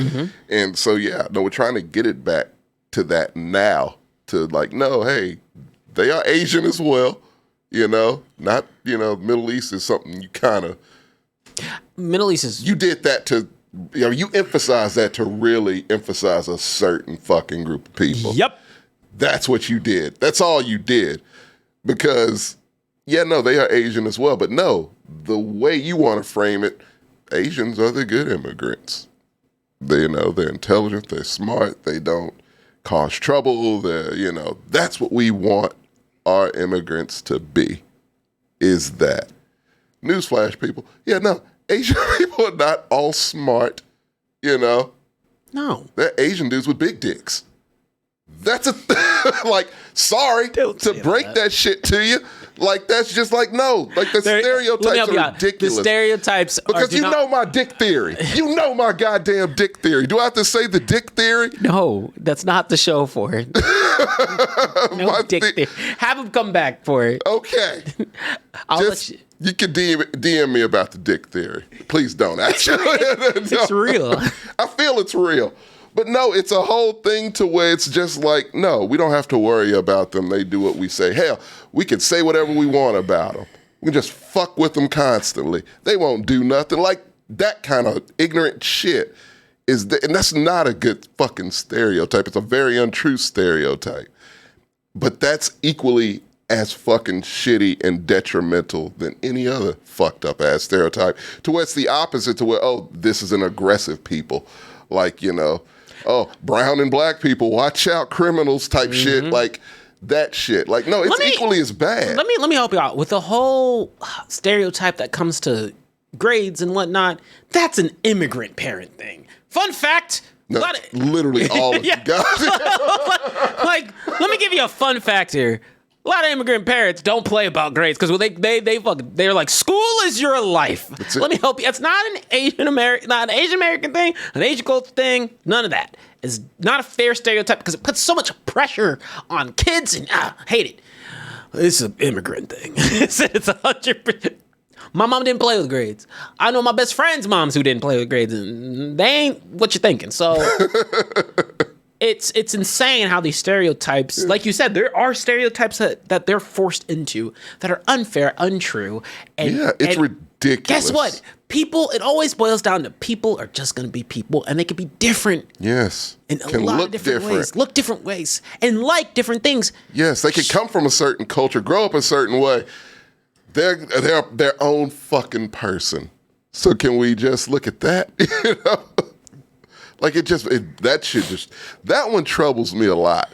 Like, I don't know why, because I just always thought, like, you know, we already know what they think of us. We know what they think, you know, the Latin, you know, Americans. Like, we know what they think, just kind of right off the bat, just how it's been laid out in this country. And for them to be on the opposite end of the spectrum, I'm like, no, that's equally as bad. That's such a lack of fucking respect for a whole group of people to me. And you lack respect on the other opposite end too. But at the same time, like, it's just, to me, it's equally as disrespectful, just in a different way. And to your point, Tina coming out with a big swing, we can't stick on this point because none of the platforms like it. But I'm kidding. It's secret. But, that should be a whole topic. That's a whole topic. That is itself. It's a topic I wanted to talk about too. Because we got to get on that. Yeah. Because it's something I've wanted to talk about. Fetishizing. Because that's happened to me. Real. It's happened to me. That's what I'm saying. It happens It's such a fucking common thing no one's talked about. So yeah, I would like to do that at some point. Man, don't get me started on Remind us, Chad. Because that is a topic I could go on. Oh man, I got stories Reasons for that why one. I've been dated or attempted. They don't do that with us, though. It's only, we know. You already know where I'm going with it. You already know where I'm going with it. It was great. Oh, man. We're good for one thing. It's like, yeah.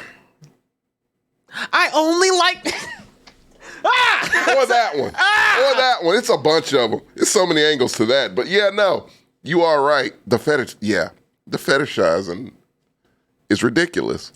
It's just... And again, if you want to know the true gauge of racism in this country, just go to a porn site. It'll tell you exactly where we actually are when it comes to racial issues in this country. Not very far. Not as far as you may think. They bucket it. Spoiler. They bucket it quite a bit. And guess what? You know what's crazy? The same people who be up here on their platforms trying to strip down all these things are the ones who are on X videos the other day doing research. Sure. This was an actual name of a video. And hard R fucks 2 white sluts. This is hard a children's show. Is it? Yes. Don't go to X videos, kids. Or do. I don't know. Children should be watching this. Children should not be People watching who are. this. Everyone in the chat, that goes for you. Oh my God. Masturbate once a day. What you got? Oh no. Nick said, hold up, I gotta flip that over. I dated a white girl, told me she understood my stroke because she dated another black dude in high school. Oh no, wow. I am sorry, my brother. I'm sorry. Oh no. Yeah, that's the next Blaxcellence. No, it's not. I'm calling it right now. No, it's not. What do you mean? We actually can't. Why? That's got to be a different sort of area. I'll tell you off air. God damn it. It can be part of subjects, but it got to be very particular. Oh, shit. Because, but we can always sprinkle that in. Don't worry. Okay. I'll meet you in the middle. I'll meet you in the middle. I'll meet you. Don't remember. We're good to be authentic. That's like a 2-parter for us. Between the two of us, that's probably a two-parter. Dog, this story. What white people are willing to say to me to get in my DMs? Oh, Like, this is not the angle you need outrageous. to approach. It's pretty outrageous. But back to the subject. I don't even know where we left off. Speaking of, oh, dude, the amount. This is not even just white people on this one, man. Okay. I'm gonna tell you off here. God damn. I was Okay. like, but going back to the subject, and hold up, yeah, now we've been going for a minute, so Yeah. we want to do some gold. Blown by. Yeah, golden bullets. Yeah. What are some things you'd like to see, and or more things that can be brought to life as we bring these cultures together and respect and try and learn more about each other? What are some things you do want to see? And keep it particular to these two. Honestly, God, I just want to see more collabs. I just want to see more meshing. And more so, like, us together rather than just, like, fashion or dance or food music, or yeah. music or anime or, things like, no, I want to see, like, Black people and Asian people of all different countries, like, really establish, like, something that's actually ours. Like, just so... Mega Africa-Korea, baby. Mega Africa-Korea. I want it to be a real thing. I want, like, ever since you made that shit up, I'm like, that really just warms my heart. It would be a cool-ass place. It'd be amazing. And I said that on purpose. I said, dope. That would be the dopest place in the world. Because like I said, like we talked about, The food would be banging. the food would be the best in the world. And just everything would be. The art would be the best. Music, the dance for sure. The arts would be the best. There we go. Because it's a collaboration of two cultures that already have great art. You mix those, and I think it would be amazing. Like, I just want to see more. I want to see us get along more than what we do. Because, like I said, it's been planted in our heads by outside entities that, oh, they're this or they're this. Like, that's been planted, grown in a lot of people's heads. And it's like, no, again, like the majority of minorities are, we have more in common than we think.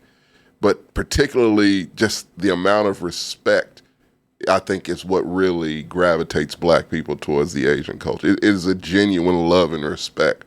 It seems like the majority do not do things just to do it.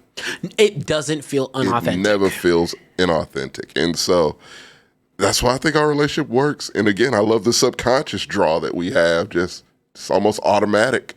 And I love that. I want that to be nurtured, and I want to see just more and more and more of it until, a volcano erupts and we get a new continent, and it's Mega Africa-Korea.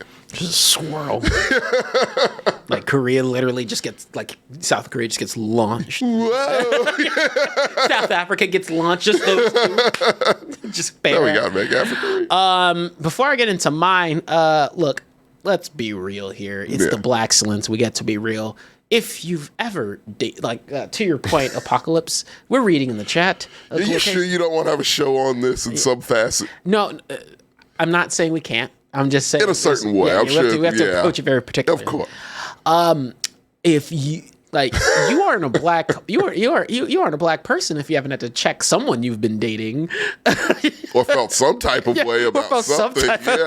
Yeah, like I'm reading that, I'm like, oh, everybody's been in that position, right? Yeah, everyone. That's the mixed dating checkbox. Like, absolutely. the bingo, the mixed dating bingo box. Check your partner. Oh, absolutely. They said something that made you look at them like, I can't let that slide. Yeah. It's not really put an emphasis on that. It's just things that happen. Like, it's not even like, and of course, when you're dating with cross cultures, it's a two-way street. There's probably things that you're. I'm sure I've said one too many white jokes. I do it a lot. Stop it. Nothing changes. But on the same vein, oh man, ooh, that's the. Man, I'm reading Like check boxes all the time. I'm like, That's a real bingo game. It's a real bingo. Yeah. Game. It's like she said what? Check off. Bingo.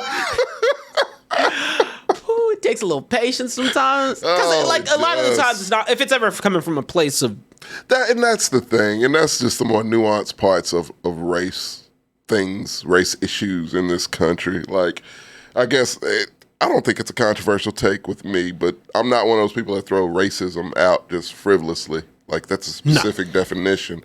I will say you have a race issue, and that's a kind of a broad statement of like, I'm not calling you racist, but there is something here, an issue of race that you have.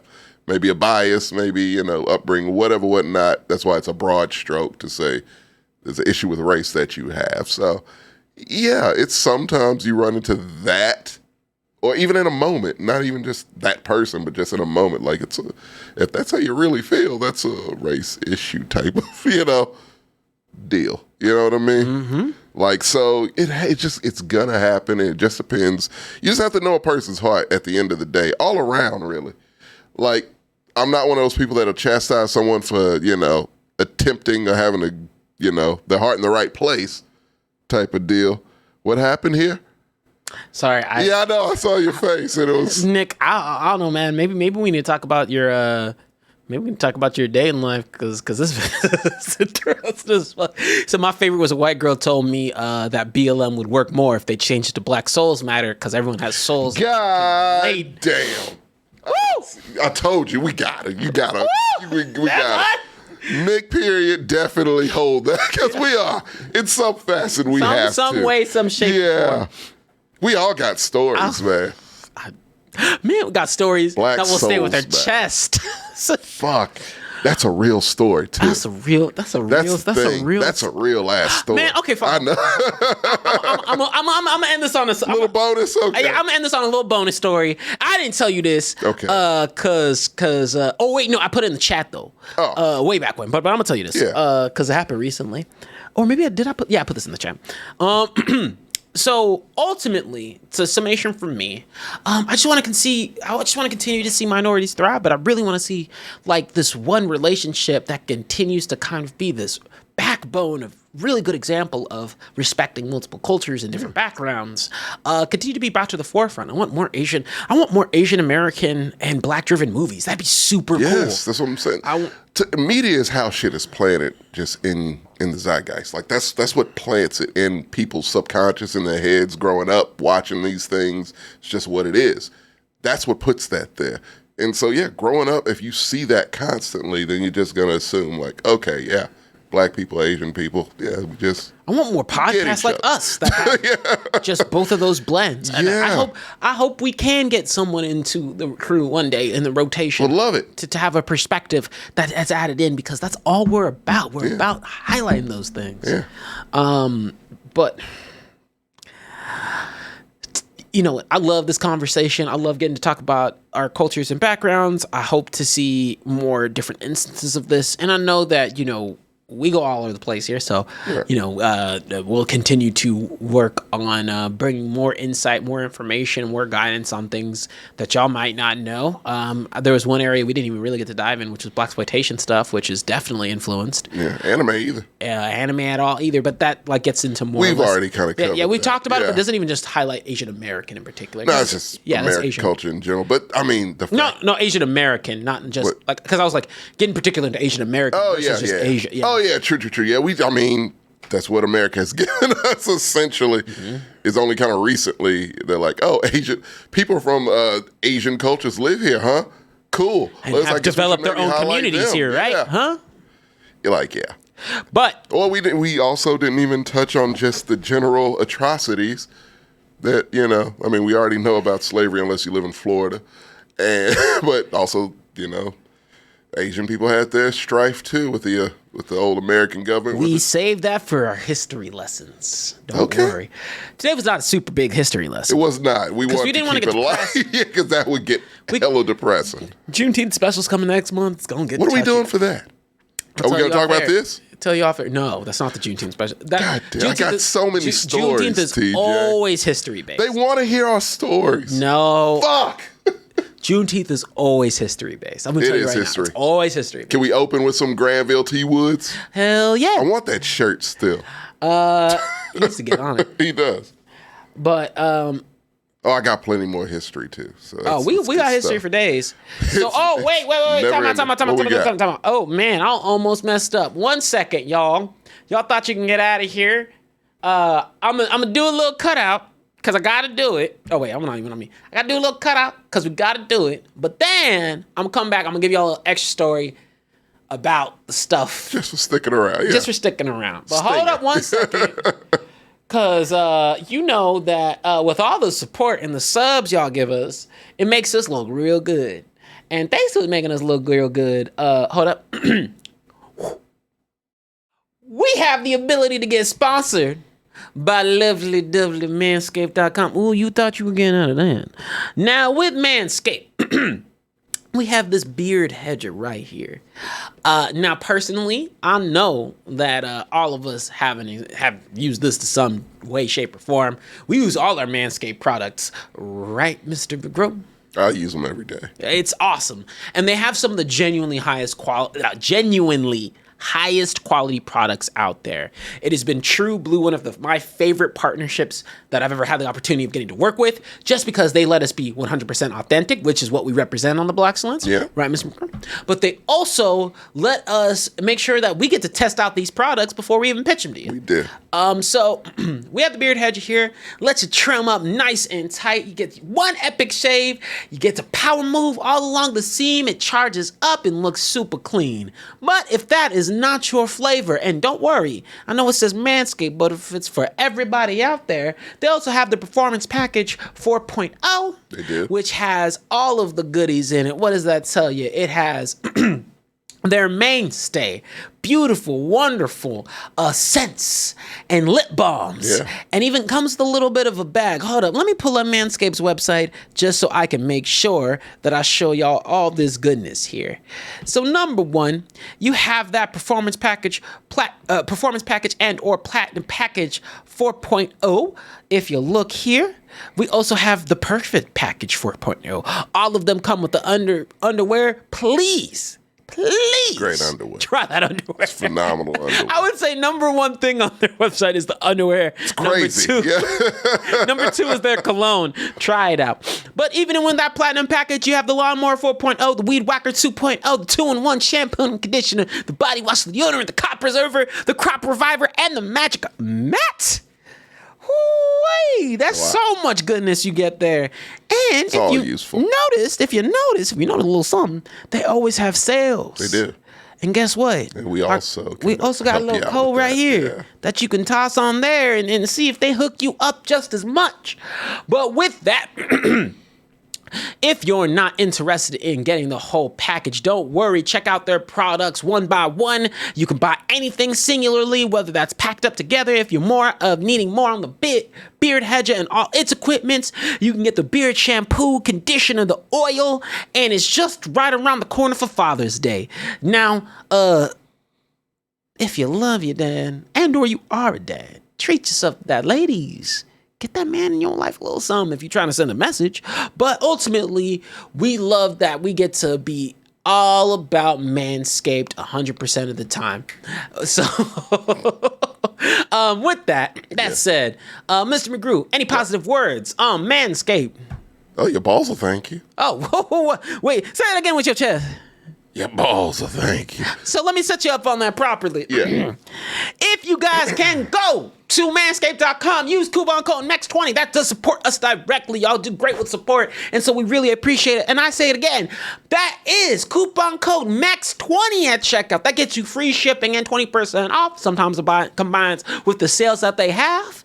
And the number one thing that you have to do, don't do it for us. Don't do it for you. Don't do it for the daddies out there for Father's Day. No. You do it because, Mr. McGrew, who will thank you? Your balls will thank you. That's right. Thank you so much for the support. Put some extra on that. Put some on it. And we'll get right back into it. All right, what the hell's happening in this chat? That goddamn story right there. Christina. Well, what happened? I see. So, like, look, while I'm doing this, Xtina, goddamn. while I'm doing this and reading this, I see Tommy over there. Tommy had wide eyes. I'm like, what the hell's going on? That was great. I was like, hold on. Oh my God. Let me scroll up. One of my friend's mom, high school, married her son's best friend when he was 18, and now she's a family therapist. Oh gosh. What happened there? Knew him for 10 years, started flirting with him at 16. Now they have 2 kids together. Her son luckily cut off contact with her completely and reported her to her board. Jesus Christ. That just puts a lot of therapists in a bad light there. If you got out here grooming and shit. Oh God. It's not okay. No, it's not cool at all. Who wants? God damn, Xtina, that's a tough one to follow. Let me. So, welcome to the Blaxcellence After Show. Pin up a chair real quick and let Bonus, TJ let TJ spin you a story real quick. On an Uber drive he had a couple weeks ago. So I'm literally going to my homeboy's house, trying to go catch One Piece because, you know, it's getting spectacular these last few weeks. It's been wonderful. Okay. And so we like to link up, get real cinematic, watch One Piece, hang out, drink, do the whole 9.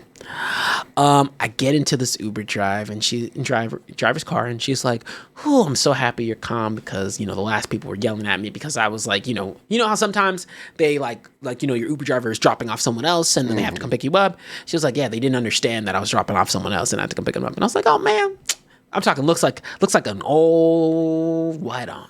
Like I'm talking like an old lady. Yeah. Ain't doing nothing. Not old lady, but like I want to say late 50s. Okay. Early 60s. Had a couple kids, had some grandkids. Yeah.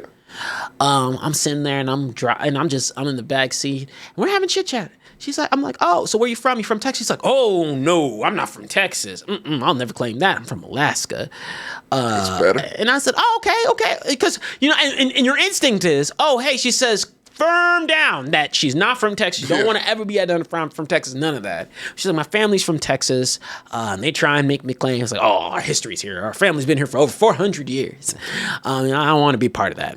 Okay. And I was like, "Hey, okay." Yeah. And she's like, "Yeah, you know," and I'm going to say trigger warning because... Don't know.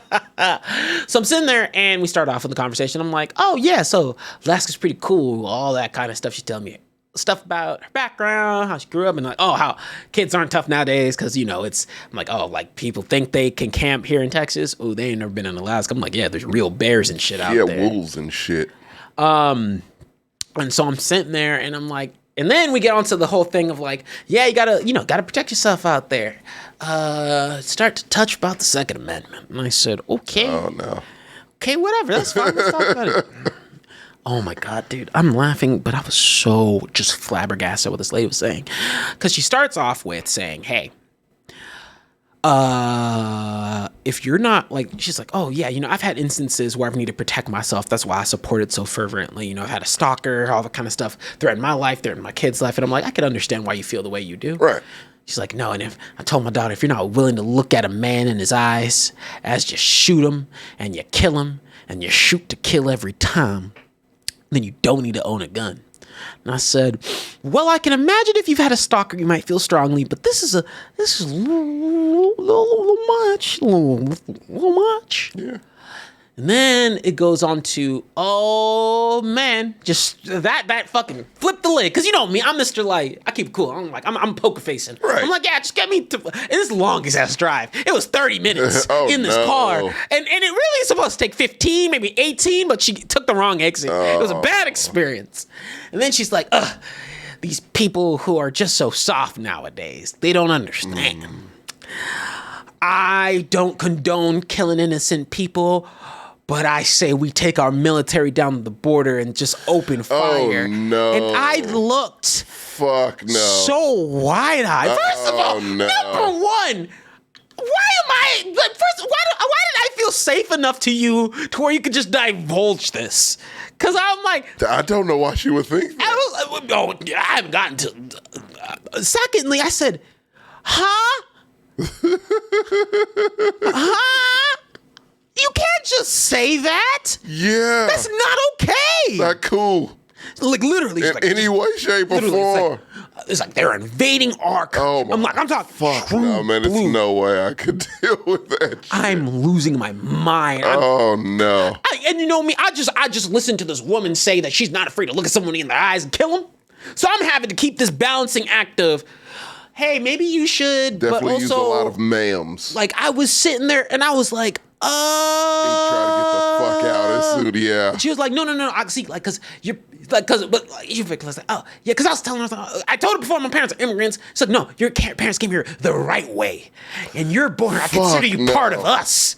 And I was like, she would have shot you. She definitely had a gun. In the car.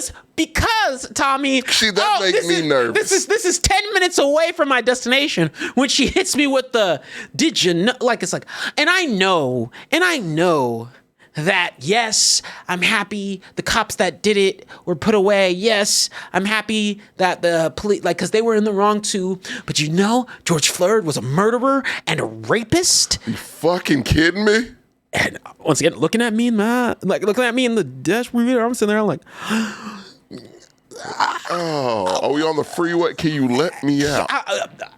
If I could have been left out, I would have. I would have walked at that point where I ordered the Uber. And so I'm sitting there and I'm like, and she's like, did you know that unproportionately black people get 3 times the amount of food stamps? What? And I'm just like, fuck. I'm like, first of all, once again, maybe it was dark. Maybe you can't see. But I'm a black person. Oh no! I got hit with one of your. That is exactly. Oh no! Did you really? That's exactly how I felt. Oh yeah, she basically did that without actually just saying the phrase. Because first of all, one of the good ones. Look, when you're in, I ain't being stupid because I ain't trying to be a statistic. Hell yeah, you know I'm talking a different way. But I'm sitting there and I'm talking. We're in this destination and in this week and. Stumped your toe? I hurt like a motherfucker. Got a Family Guy.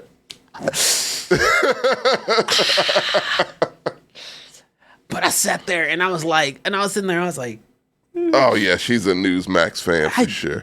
I'm wide-eyed. I'm wide-eyed. I'm sitting there, I'm like, you've got to be fucking me. Get me out of this car. Why is the drive taking so long? But I'm sitting there and playing it up. I'm like, I had to keep the peace. And then she's like, oh, like you, I was like, oh. Then she like started going the Christianity spiel. And I'm Christian. The fun fact. So if you didn't know, I am a religious person. I am not. Differences. And that's okay. Yeah, because, fine. I mean, Tommy kind of does. Do I shove it down your throat? No. That's why we're friends. I grew up very spiritual. Yeah. And a lot of that is carried through with me. And I have a lot of culture that supports that. But that's not the point. I'll sit there. Respect it. Yeah, I'll sit there. Like, if you ask me questions, you can ask me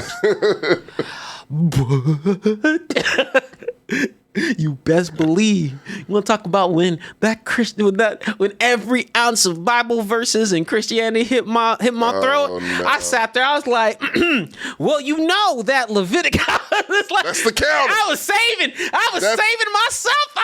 That's the antidote. I was spiritual and I was like, hey, You could have come up with verses and she would have believed it because they don't read that. No, I was just trying to protect myself, Tommy. I was like, if she knows I'm Christian, if she knows I'm born in Texas, I can make this fucking drive. Yeah, I'm gonna make it to my destination. As always, Sonny says, you're church black. The only safe ones, apparently. And she gave me this sticker that said XOXO with like the cross. Jesus fish. And with the cross and then the thorn crown. Oh fuck! With the XOXO and the Jesus fish. And I not the okay. But I sat there and I said, I was like, what the fuck just happened? I got out that Uber. Confused. Hurt. I wasn't scared the entire time. Feeling society is a step behind what you thought it might have been. Like I wasn't afraid. Not because it's not a situation you should be afraid of. It's because, first of all, if you show fear, bad. Number two, man, I've been text someone. Like, I was like, I thought I was safe enough to get out of this situation because there's one thing I have confidence in. That's my ability to bullshit. I I said I got bullshit my way out of this. That's a very smart way to play it. I got a bullshit. But I definitely. Yeah, fun fact. So I want to share a little story about. Oh, you think these racist interactions don't just happen a little bit sometimes? I'm talking the full 9. That George Floyd comment came out the great because I was like, look. That's the one that I was like, okay. No, when I say it came out of left field. Situation I'm in now, yeah. When I came out of left field, it came out of left field. Because you didn't know where this lady was going because she was like, I don't really like cost that much, da-da-da-da-da. And then you're like, but George Floyd. I was like, dude. No. Nah. Don't ever say that to a black passenger. No. Don't say that to a human. Actually, don't be an Uber driver. She has to have done it. Maybe that was her first ride. It probably, something tells me she didn't last too long doing that. It's no fucking way. No, she had a fucking 4.9. How? Because so people have this thing. What city was this? Here. Fuck. People have this thing where they feel safe talking to me for some reason. I have the same thing. And, yeah. I was like, some people don't like that. Like I'll put it this way. So I stroke myself. Like I was in a restaurant one time, and out of nowhere, this group of super from Tennessee women turned around, and looked at me, and said, "Hey, do you know how we can get our phone back from an Uber? I was at a Brazilian steakhouse. Why'd you pick me? There was other tables around." But they were just like, we feel like you'd understand what to do. And I said, Kayla's just laughing because she's like, this happens to him all the time. And so in this notion, this lady felt safe that she could just divulge all this information. And maybe it was because I was like, I'm Texan. Oh, no. I am, I'm born and raised Texas, and I quote unquote. I tell people I'm from Detroit. No, not in this situation. Don't ask me where to go or anything of the. Like, what do you do? I say I'm a customer success manager. I work in tech. I keep it surface level as fuck. Yeah. It's like if she had asked me what music I listen to, Keith Urban, not Keith Urban. Excuse me. I'd go with Hootie and the Blowfish, Darius Rucker. Generic shit ever. Yeah. No, country for sure. Generic country and smooth jazz. Yeah, and gospel. But I was just like, fun. So, everyone was sharing some stories in the chat. Man, we go through experiences. Being a black person's hard. Being a black person's tough. It's the funny thing is to us, we're just used to it. It's just life. If you tell white people the shit that you do on a regular day basis, they will look at you wide-eyed with tears welling up in their eyes. And I'm like, you could save that shit. Like, no, none of that. It's life. It's what it is. Like, yeah, you have to code switch at times. People are going to say off-the-wall shit randomly out of nowhere. To just remind you, hey, you're black in America. Like, this is what it is. Because my girl hits me with I would have said something. I'm like, no. Where someone that shit. Like, no. Shut up. Really, not to hurt, not to be mean to her. I was like, no. Fine. Like, they get hurt for us and shit. And it's just like. That's not what I want. That's not what this is. Listen. Been doing this since 86. I'm good. Like, I got it. Come out the womb with adversity. This is new for you. This is not new for me. This is just what it is. It's fine, Oh, yeah, but that's happened. I remember in a former job of mine, I was talking to literally employment at like a warehouse or something. Or, this is a job I had back in 2010.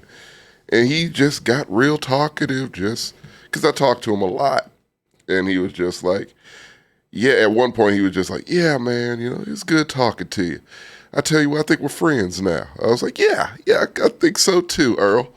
And he's like, yeah, man, so I got to go to this wedding. But yeah, I don't want to go because, fuck, the groom's brother is colored. And at first I was like, does he know that I'm black? Because when we go to work environments, we have to, sorry to bother you, pretty much. So I didn't think I was doing it that well, but I think he thought I was, if not, white, like maybe Hispanic or something. But yeah, he's like, I can't stand the groom's sister, you know, she dates blacks. This is work, mind you. And it's just like, I don't know what to do here. You know? You stay silent? It was a long silence, as in, if I stay silent long enough, maybe it'll click to him that I'm black. Never did. Earl wasn't naturally the sharpest knife in the drawer. He's a dumb motherfucker. His name, you know, it's Earl. You could think of an Earl. So, like, yeah. And it was a weird day at work that day because it stuck. I was fine the next day, but it stuck. You know, I get thrown off when people say colored. It comes out of nowhere. Because I'm like... That's the thing. It just it's no prelude to it. It just kind of... They feel compelled to be racist. Let's be fair. They're being themselves. No, they're being themselves. They feel if you ever want a dose of... like, when you say being a podcast, being social media is tough sometimes. If you want a real dose of how much just unapologetically racist and or xenophobic some people are, go to our comment section on some of our TikToks. Jesus Christ. You know I avoid comment sections, and that's kind of the very reason I do. I literally... The porn sites and comment sections, if you want to see the state of America. Just go to a comment section. That's what it is. Talk about the amount of people who just felt physically compelled to say, you know, ginger's an anagram for, like... We had a nickel. For every time. We'd be rich. We have neons. We have, you know... You'd have a whole new studio. We'd all have Teslas. I'm not buying a Tesla. That's what I'm saying. No. It was sponsored by racism. No, that's true. Elon will give us Teslas for racism, sure. First of all, Tommy, you can't say that on the server because, like, what happens if we are sponsored by Tesla one day? I don't want to. If I quit. No, you wouldn't. I would. Absolutely. No, you wouldn't. You know I don't care. Not that you get a Tesla. I'll show you the Tesla check, Tommy, and then you'd say, I'll sell it. No, the Tesla check. Oh, just the check. Yeah, like the sponsorships don't necessarily mean you get a car. I can't be bought, TJ. Yes, you can. It's coming from you. No, I can't. Tommy, I can show you a number that you could be bought. All my life, I can wing it for the rest of it. Let me rephrase that. You don't have to work for the rest of your life. I get bored, so I'm okay working. Yeah, but you get to be focused on... You can't buy me, TJ. I can. I will buy you one day, Tommy. I'm that one anomalous person that's just like, oh, he can't be bought. What do we do? That's me. Nah, I'm going to work. I will quit this show today. I will work on getting this show to a place where I can buy you. This isn't slavery, okay? This is one friend helping out. A donation, if you will. An investment in a person, if you... Contractually obligated investment. Believe in you. Oh my God. But now we maybe we should do a little Black story time at the end of some of these shows. We should, because I like what we do. We do our version of a pre-show, which is just catching up on what's happening with Black folks today or Black news. We do our topic, and then Black stories at the end. A little some. They don't always have to be racist, even though we have a lot of them. It's a plethora. But no, thank you guys so much for tuning into the show today. We really appreciate the conversation. I want to give a shout out to Nick Period and Apocalypse. They were going at it for a great conversation for a long period of time.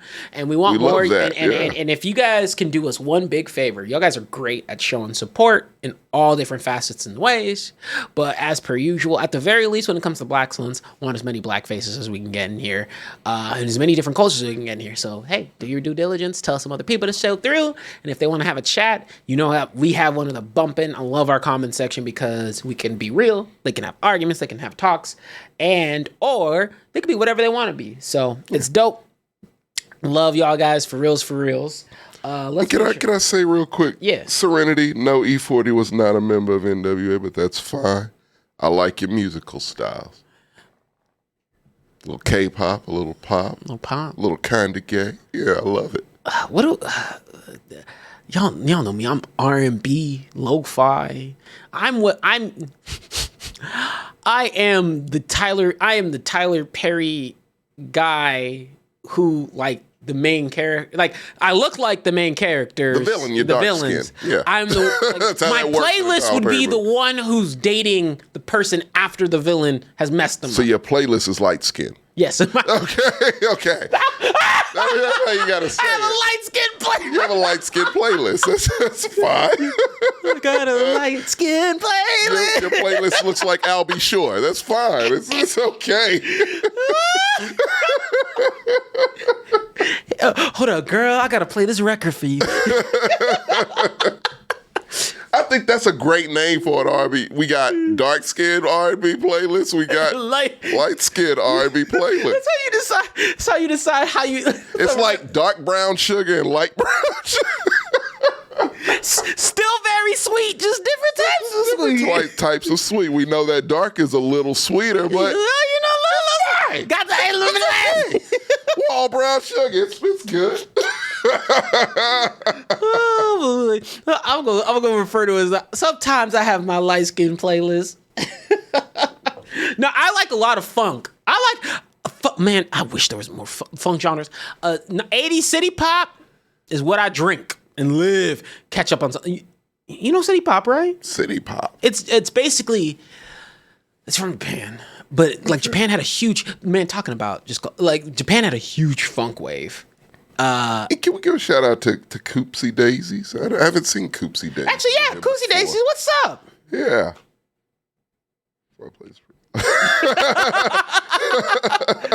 Pretty white, mostly Italian. Fresh Kid Blaze. Are you even coming through? Lots of Weird Al. I dig it, Coopsie. Where are all these names just popping in Did we get rated or something? y'all quiet in the background. No, Coopsie Days, you know how friendly we are, and you don't want to talk? You don't like us enough to come chat with Coopsie us? says, they just lurk in the chat. Just lurk in the chat? Lurkers, you know what? it's My fine. expectation. Say something. Say something. Because if we don't, look, we know our Fast and the Furious Blaxcellence family here. Like, if we don't, we'll know if it's a name we don't recognize. And now, we will say something. And you know what? Now I'm going to be on the lookout. We love you all, man. Like, I love hearing from all of you. Now we'll be a couple shows from now. Watch, Coopsie. I'm going to be like, I haven't seen Coopsie Daisy. Oh, yeah. I know they here, though. You should have told us you were a lurker. Because we'll know you're there. Like Sting lurking in the fucking rafters. So we're going to say it.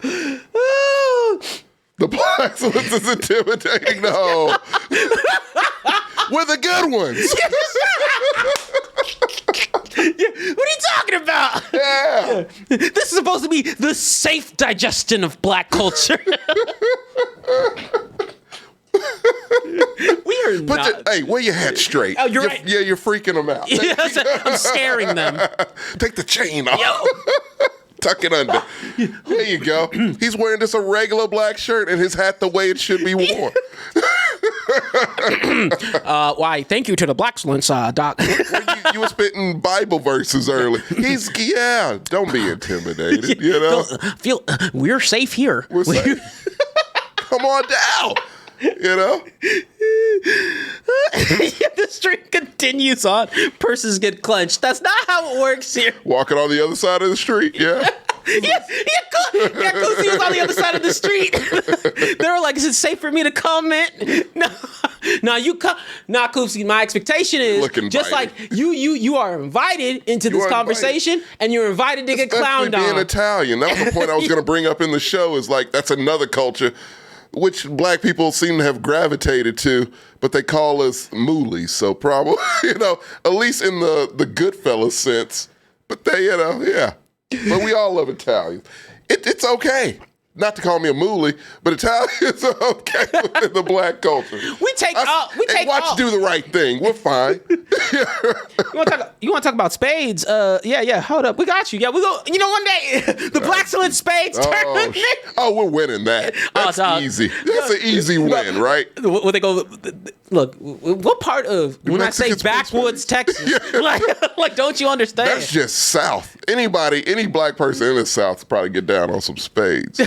Maybe North. I don't know any black people from the North, but I assume their origins are here, so I'm sure they know. One day we get big enough, we'll do the Blaxcellence cookout. That's the dream. Oh, that's going to be a hell of a... That would literally be what we'd call our thing. Invite every black person we know, all three of them here in Austin. Earth, Good wind. Good one, Corey Martin. Let's go. Yeah, raise your rings. Captain Planet, Captain. Captain Negro. He still has green hair. Yeah, he does. Oh, but no, thank y'all for coming through. Oh, it's fun. What is it? Dominoes too. Yeah, it's a whole the cookout. Dominoes, spades, tournaments has to be. Now we'll do a whole tournament. I'm gonna be Coopsy. I'm gonna be looking out for you. Big Six. Now you're on my radar. Big Six names. Thank you for the usual folks who are here. Shadow Shogun, I'm certain you're in the back somewhere, doing what you got to do. I know some people are here doing the whole 9. But please, as you can tell, we get to the end of the shows. Yeah. We have a hard time ending them because we love to talk to y'all. And I like to think we do a very good job of trying to engage with the chat on our streams, but especially ours. We spend a lot of time. I encourage it more. Yeah, like I just love interacting with people. So yeah. Oh my fucking God. Goat man, where are you? I was like, yeah. I'm tired of We these love names. you too. If you, say, pop up. See, I knew Shadow Shogun was in the back. He always there. Yeah, Shadow's great. I was like, I know if I spoke to you particularly. You pop up, man. Like, if you ever see, I can vouch for myself. You see me on here, talk to me because I can't help but not. I have to respond to you. I love it. No, hey, look, we appreciate you coming through whenever you can. Hey, we appreciate anyone who listens. We know that we're a longer stream, so we expect to be working and doing other things in the background. Just come in and say hey, and so that way we can always. Because you want to know what? It's the names like we're on a path to getting bigger, and it's the names that have been here since day one. We'll always remember. Always. Nah, but we'll always do a good job. They legit of feel like family. They're part of this. We get to be vulnerable. Yeah. Like this. I would tell them secrets. Like, secrets. These are friends here, yeah. But no, we'll catch you guys on later. I gotta end the show. I gotta. But come back next time.